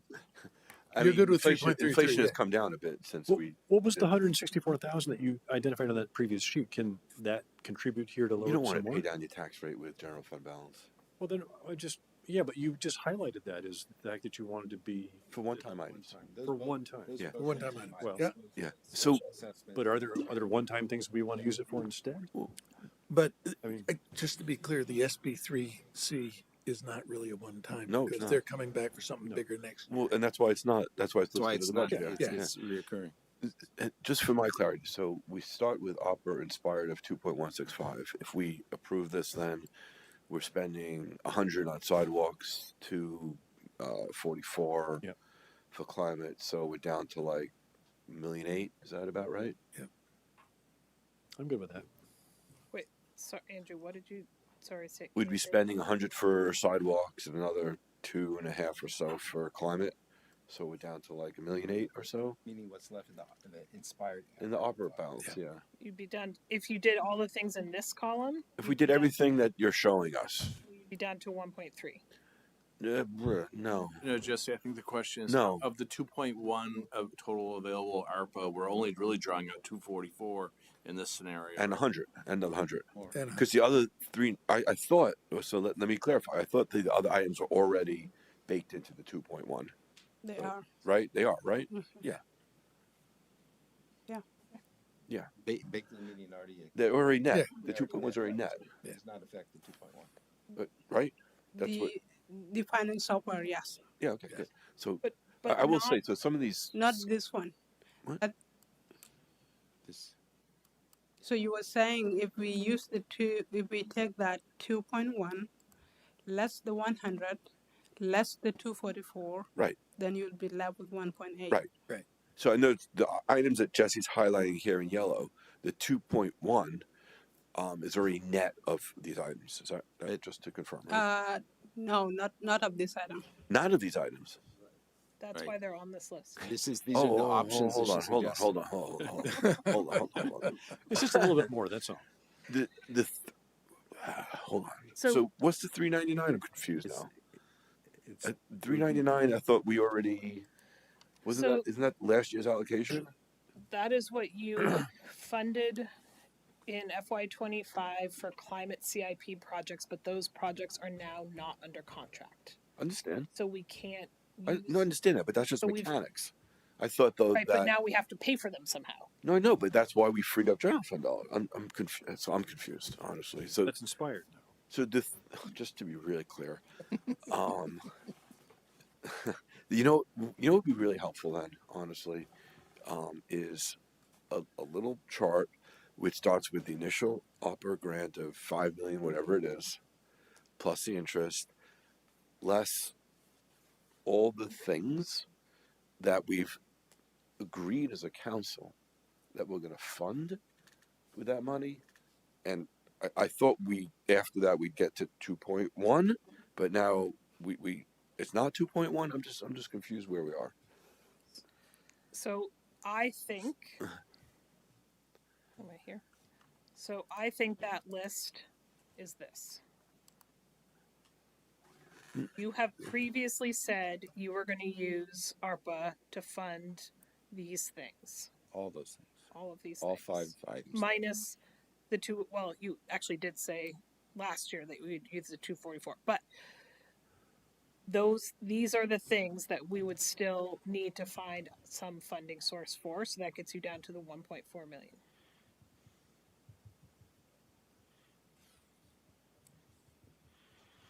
So if we approve this, just to get clear, if we approve this budget the way we're talking about it right now, the ARPA inspired fund will end up with 1.4 million of funds that we can use for few other projects. And at that point, everything is funded that we've already committed to. And we're still at 3.33? And we're still at 3.33. And at a 16.6 reserve. Okay. Do we all understand that now? So you were $400 or 400,000 offhand. Well, I wasn't. I know, but the way it worked out. Yes. So that begs another question, which we just talked about before. I don't want to derail this conversation, but this is a question for Colin and you, is that if we wanted to change or propose to voters a change to some of the pennies rules, is there time to formulate that by the March vote? I don't know the answer to that. It would be very tight if there is. I mean, I realize it's, January. I would support that. Knocking at the door. I mean, if we wanted to add a maintenance percentage to, let's say, half of that penny for paths, right, in order to pay for some of these things out of that money, I mean, I think that's a beneficial use of it, and that's probably what the voters, they didn't realize that if you build infrastructure. Do you want to fill the gaps, or do you want to pay for maintenance? The city, I'm sorry. Yeah. Why don't you come up and identify yourself again? But That's okay. I mean, I don't know. I don't. It's his meeting. No, it's his meeting. We always like opinions.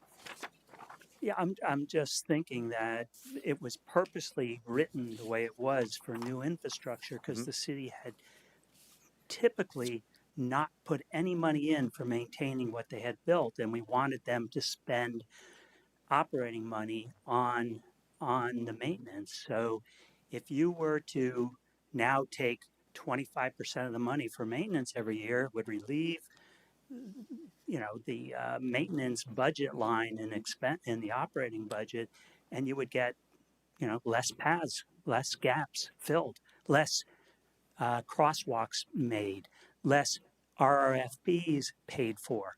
So we only wanted to use that funds for new infrastructure, and that was what we were told the citizens when they voted on it. I understand. For example, the airport, if they, with their money, will build this back path all the way down the green space, but it doesn't connect to any of our networks because there's one more block that goes outside their land. So this is what that penny for path will pay for. No, I understand that, but every time you build infrastructure, it comes with costs. And if you it's nice to be able to pay for those costs, right? And we have a lot of aging infrastructure that needs repair. So, I mean, I'm just want to have that discussion and understand, do we have time, if we were to reach a decision and say we wanted new language for a ballot item for the voters, is there time to formulate that, and what is our deadline? I guess that's the question. And so Legally, we're prepared to talk about that tonight. no, I know, And if- but we're if- just asking the question. look, my 2 cents on this also is that it's really important to connect our infrastructure, but it also needs to be sustainable. Right.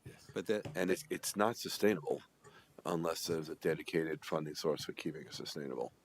You can't really rely on, ARPA and, we're doing these one-time allocations from the surplus. I mean, it's like we're doing like budget finagling here, whereas my own perspective is if we had a sustainable funding source and chunk of pennies for payout, maybe it's 10, 20, I don't know, seems to me to be like a right, a fraction of that seems to be like, to me, the right way to fund ensuring that the stuff we do build and have built remains in good shape.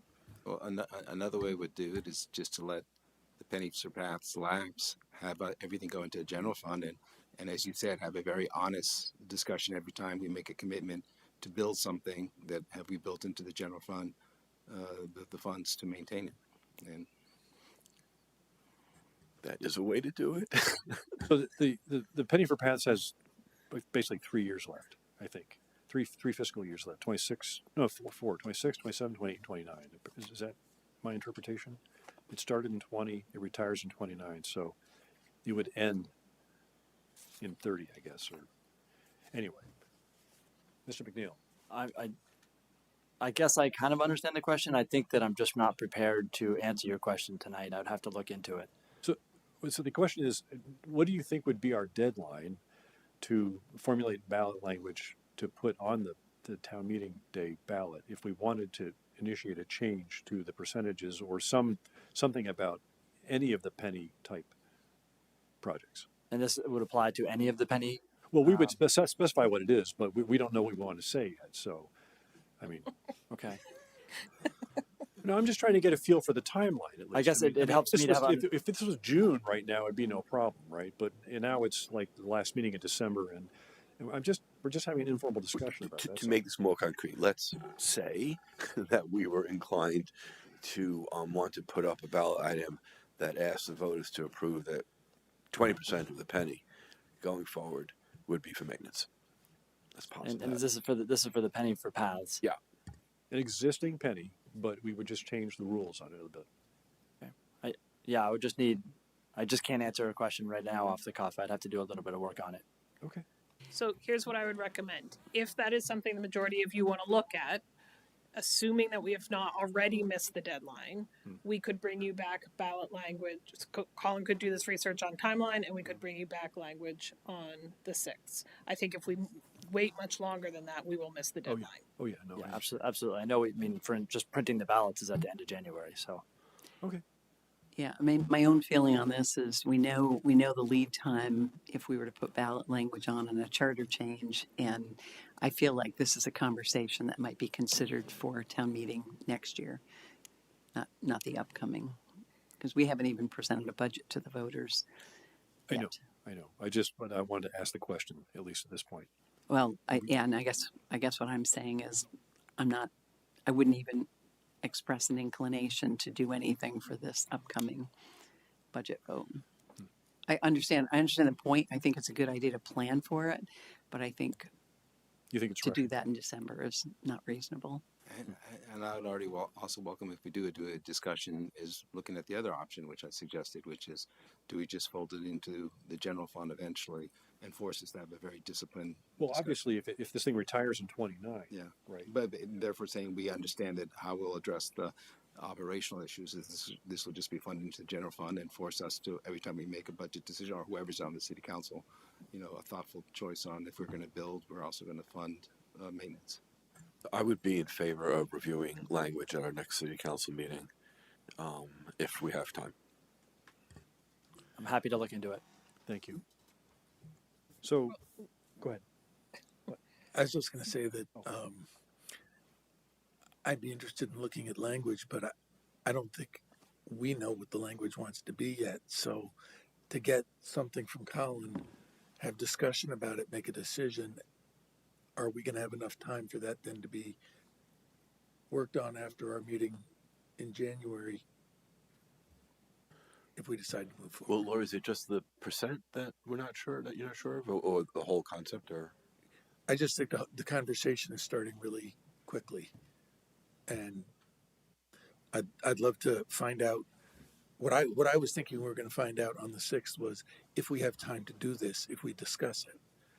We haven't really spent much time discussing What if Colin were to present on the 6th some language, and the only thing that was a variable was brackets Was a around the percentage? I'd be happy to take a look at it. Me too.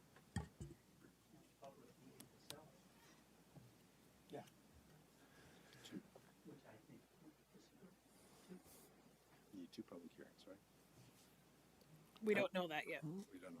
Yeah, Okay, I don't. so- That's one thing I have to look into.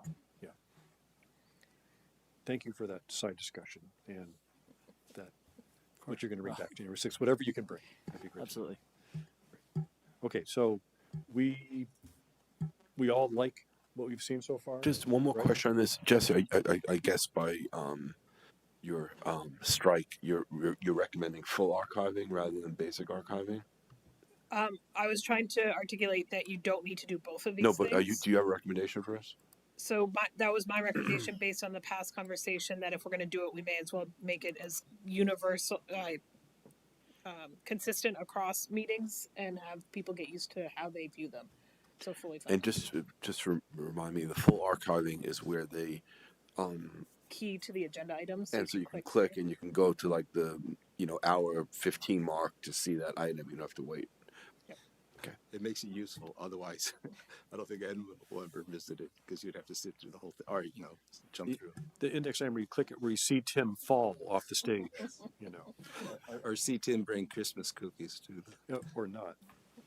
So one more, on the CB3C request, I guess I'm probably okay with it this year.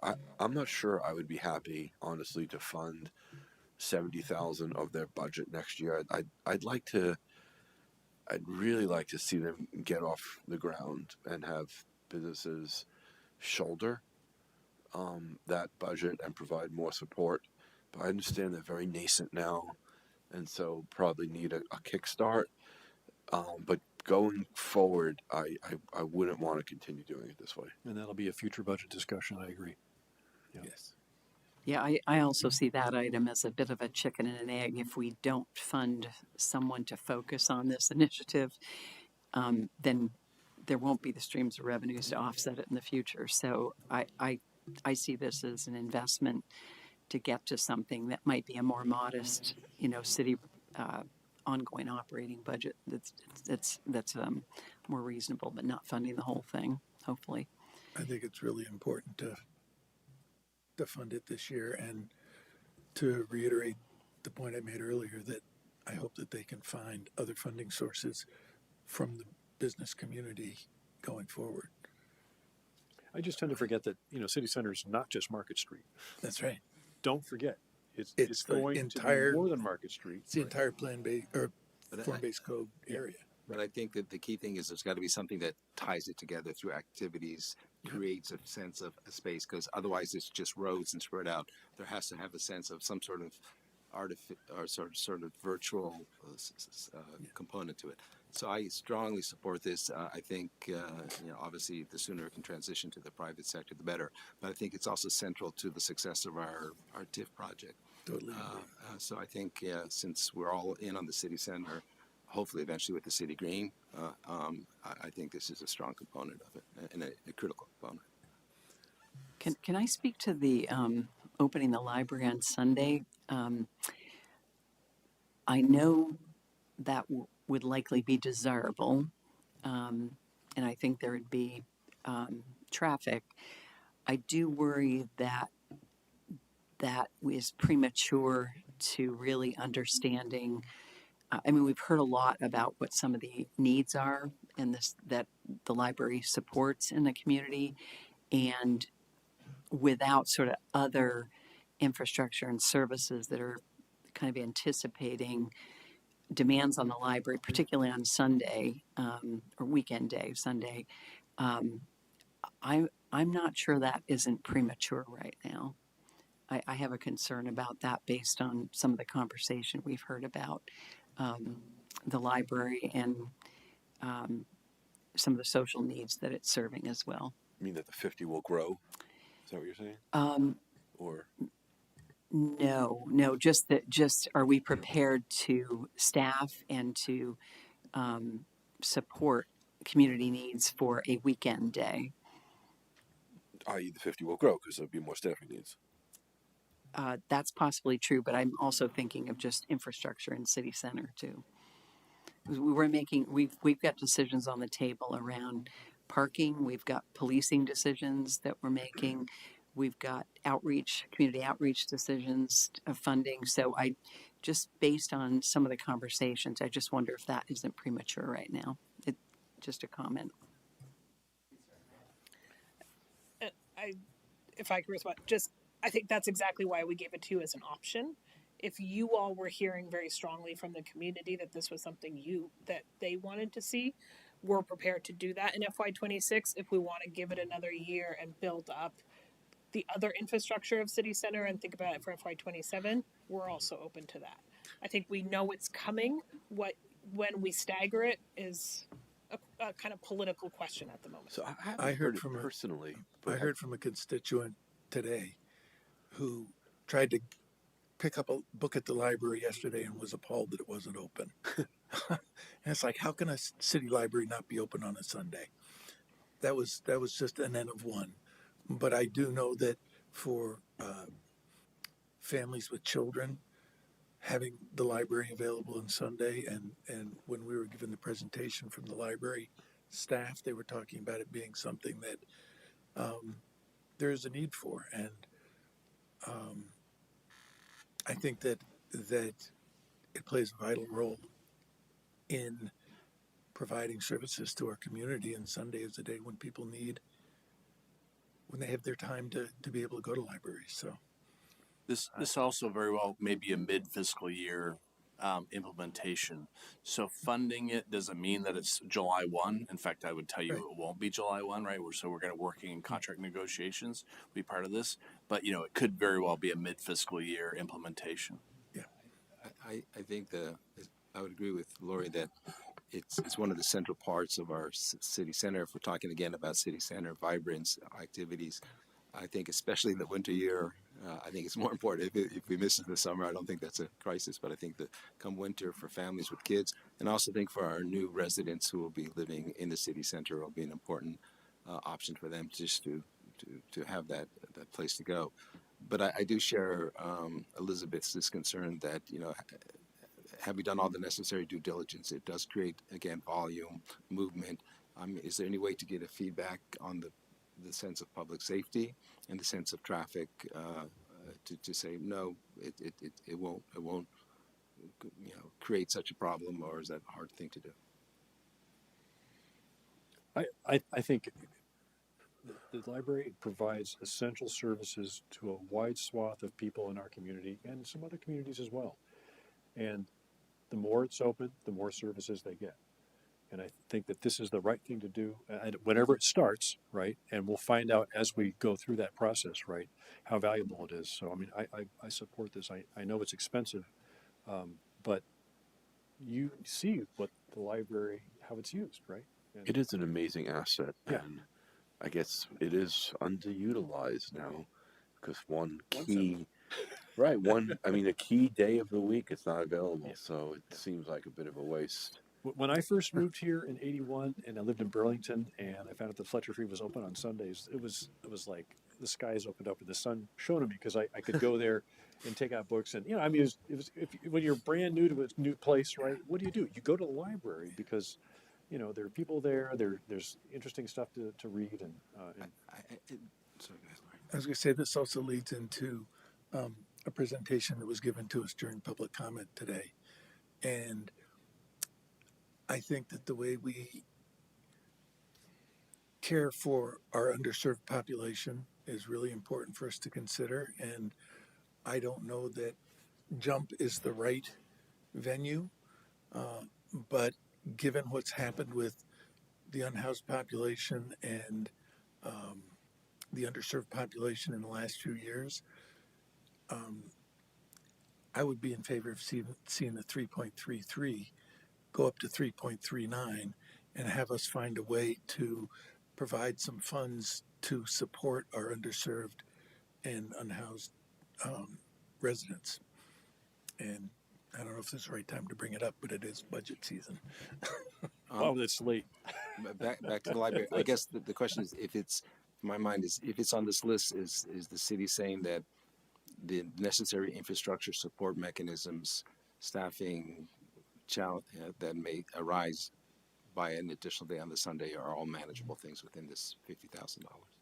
What the $50,000 includes is the staff we think we'll need to just put minimal staffing in the building. Right. That does not mean we're going to solve all the needs of a population that may come in on Sundays. Right, and then that goes my question. I think to Elizabeth's point too. Will we open this up, and instead of it be a wonderful event, are we asking for some challenges? That's just I think a fair question. So we've got the sheet in front of us. It's a 3.33. We need to warn a public meeting. Are we all comfortable with this the way it is right now? And we also need a break.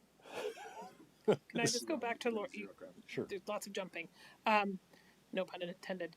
So just a reminder, this budget does include level funding your social services budget line that you have the opportunity to allocate every year. So you do have money within the baseline budget and we'll have a proposal for you in the second half of the fiscal year about how to do that differently this year. Okay. So it is doing some of what you're suggesting. It's not increasing it, it's level funding it, but there is that pot of money in there. So if Jump wanted to come to us with a proposal, it could come from that funding. Yeah. Okay. Thank you. So do we have a motion to warn the public meeting?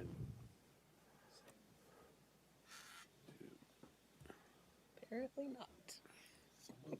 Do we have language? Can we read the language from right here? It's just move to warn the public hearing on the 13th at 7 o'clock. I move to warn the public hearing at 7 o'clock on the 13th about of January. On the about the proposed budget, the proposed budget, city budget. See here. No, it's technically on the proposed city budget that you all are now trying to fine tune and. Second? In that case, second. Second. We have a motion second. Any discussion? Okay. Thank you. All those in favor say aye. Aye. Aye. And it's unanimous. Thank you very much. We're going to take a So five. just to be clear, you're not asking us for any new scenarios. No. You're asking us to bring you back budget on the 6th and then the 13th that look like this. That includes those offsets. Yeah. Yeah. Okay. Okay with me. Okay. Brings us Just in at 3.3.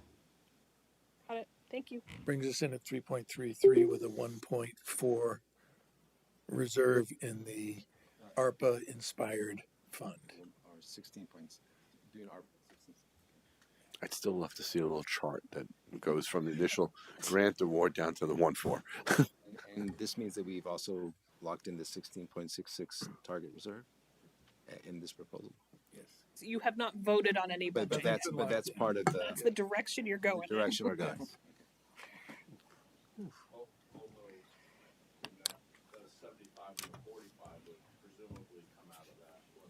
Right. Yeah. Yes. Señor, más rápido. Quiero mirar fútbol. Do we want to start the meeting again?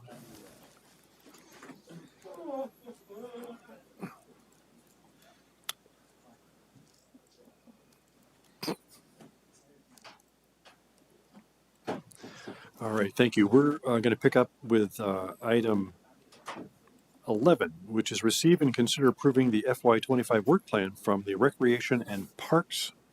I'm sorry, Tim, before we did we finish going through? I mean, there was a couple other pages here on just going through the balances of the pennies and open space. Yeah. I had some questions about it. I wouldn't mind just finishing that up. This is in a part from the budget, but there was this page here that there's some information presented. Right. Some of the, not all the information was provided that I really wanted, but and Erica's not here, right? And I think did she provide this? Yeah. So I don't know if since she's not. Well, I may have the same questions you have then. So maybe we could defer this, but it's not. Maybe we can write down the questions, or just pose the questions and then. Yeah, sure. I mean, I just. Would you like to have this section on the 13th so that we can talk about it then? What's that? Do you want to defer this the conversation to our next meeting? I'm happy to do that. Better yet, why don't you write down your questions and send them to all of us and copy Erica? All right, but just don't reply all. Okay, sure. Okay? Okay. All right, thanks. We could. I'm sorry. You're Mr. Semino? Yeah, take your time, guys. We have about an hour and a half of business still, Mike, so you can. There you go. So we have before us Mr. Semino from the Recreation and Parks Committee, and you have a work plan you want to show us? We're working on it. Okay, it's on now. Did you receive this in advance of the meeting? And have you had a chance to kind of scan it over and review it yourself as well? Yes. Okay. I've looked at it. I've read it. Do you have any questions for us? Okay.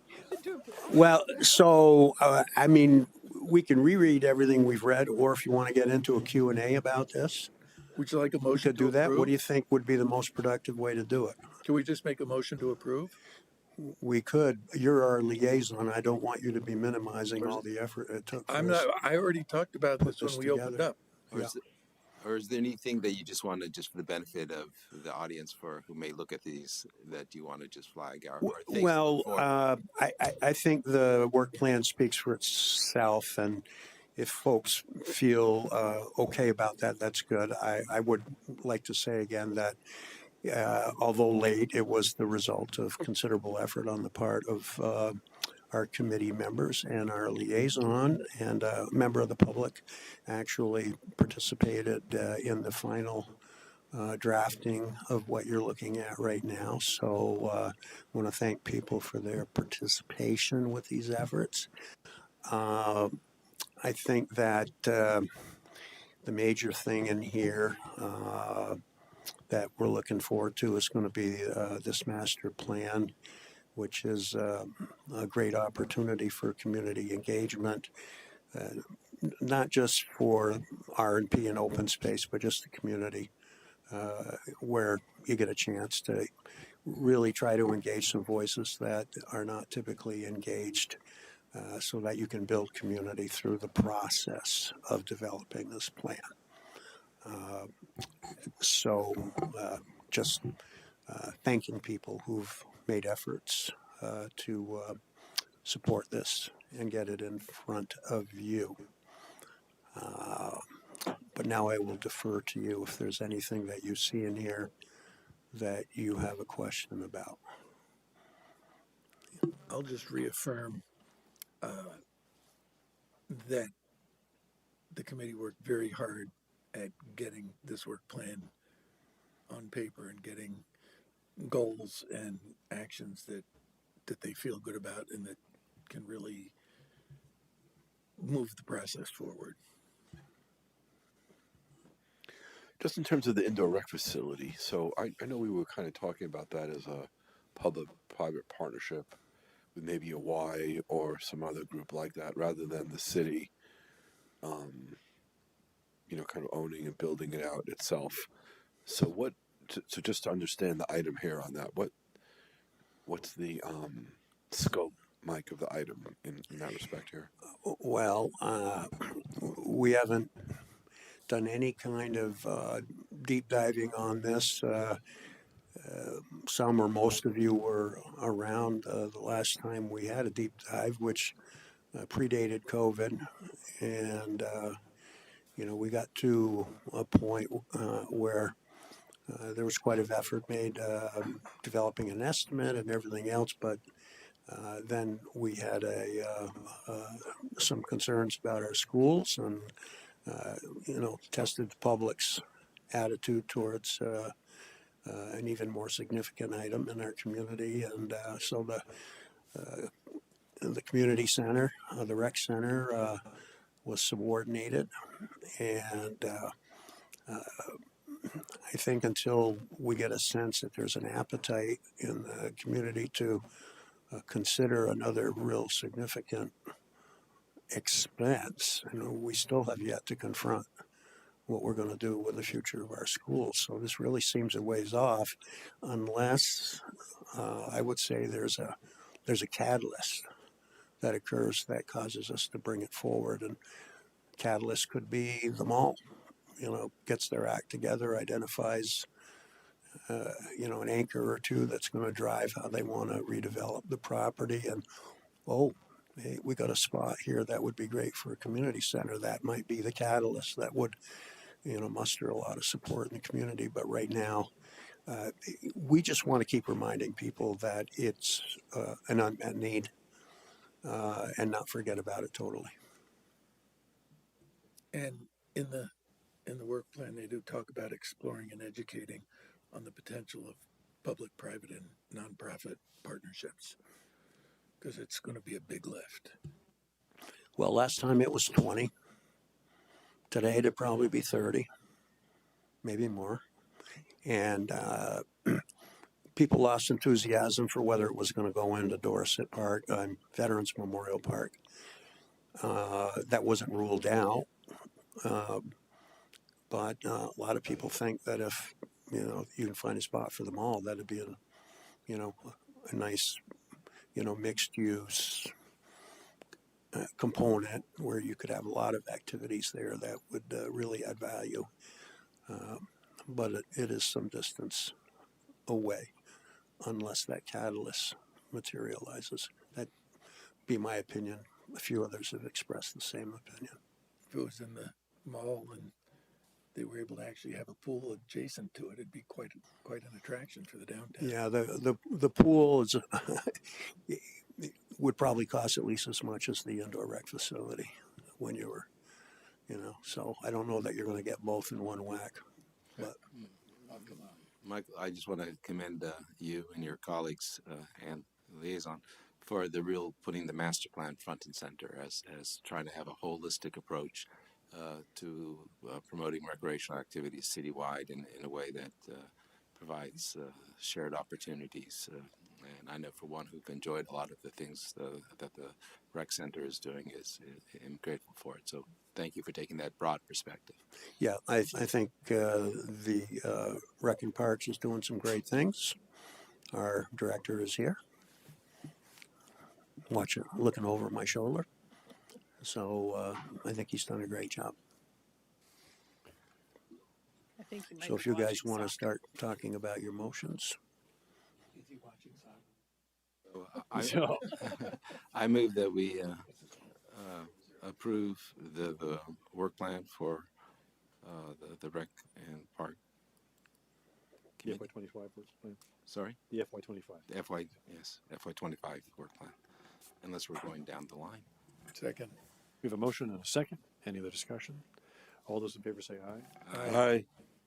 Thank very you. much. Good evening. And can we just have a scream from the audience if there's a score one way or the other? You will hear. You will hear from someplace. Okay. Yeah. This guy right here is listening to. Okay. All right. Go UVM. All right. Thank you, Michael. Item 12, which is approval letter recommending that the Vermont Commissioner of Health appoint Patricia Wayman as the local health officer pursuant to 18 VSA 601. Stephen Locke, Fire Chief. So when we hired Patty, she is currently the deputy health officer, and with the anticipated retirement of Terry Francis this coming summer, who is our designated health officer, it seems the appropriate time to make this switch now in preparation for that. And then your next motion would be to appoint a deputy that we also then have built into that job description as all part of succession planning. And Patty's well qualified to do this, and assumed part of this role as her duties when she was in Burlington. So we have a motion in the memo. Would somebody like to read that? You all see it? Here you go. I move that the South Burlington Board of Health execute the attached draft letter to request the Vermont Commissioner of Health appointment Patrick Weeman as the Patricia? Patricia Weeman as the local health officer, and Peter Walsh as the local deputy health officer for the city of South Burlington pursuant to 18 VSA and 601. Sorry, you're gonna have to split the motions. It's a technicality, and the city council appoints the health officer, and then the next agenda item you'll have to go into session as the health board in order to appoint the deputy. So a period after at local health as the local health officer. Is that correct? Yes. Do we read it? I move that the South Burlington Board of Health execute the attached draft letter to request. No, Sorry. Sorry, this was our mistake, Michael. Okay. So your first motion is to recommend as the city council that you appoint Patty Wayman to be the health officer for the city of South Burlington pursuant to 18 VSA 601. So moved. Yes. Second. We have a motion and a second. All those in favor say aye. Aye. Aye. It passes unanimously. So now you need to convene as Board of Health. Yeah. So now just make a motion to. I move that we convened as the Board of Health. Second. We have a motion and a second. All those in favor say aye. Aye. Aye. This is not the liquor control. All right. So. Yeah. So now. Now the motion. Move that the South Burlington Board of Health execute the attached draft letter to request that the Vermont Commissioner of Health appoint Patricia Weeman as the This is Peter. Peter Walsh. appoint Peter Walsh as a local deputy health officer for the city of South Burlington pursuant to 18 VSA 601. So moved. Second. Oh, Second. We have a motion. Third Third. time lucky. And a second. Aye. Does Sue on? Is she? Let's know if she's got. No. Okay. All those in favor say aye. Aye. Aye. And that's also unanimous. I move that we come out Second. of Motion and second. All the those in mission. favor say aye. Vermont Commission of Health. Aye. Right. We've done 12 and 13. The only other business we have, when we're going to go into executive session after other business, I guess I'll wait. Say my last comment. No, because we're going to adjourn after before we go in. So my last item of other business is I just want to wish everybody a happy Hanukkah, a happy Kwanzaa, a Merry Christmas, and a happy holidays, however you enjoy it, right, or celebrate or worship. So please have a nice rest of your December. Seconded. All those in favor? All right. Is there any other business? All right, we'll move on to considering and entering executive session for the purposes of discussing negotiation or securing of real estate purchase or lease options pursuant to 1 VSA 313A2. Inviting in Colin McNeil, city attorney, And Steve. Stephen Locke, and Jesse Baker. And we will not be coming back after this, so. Yep. The meeting is over. Good night, everybody. Yeah. Yeah, there's a lot of kids out there. They're watching the soccer game.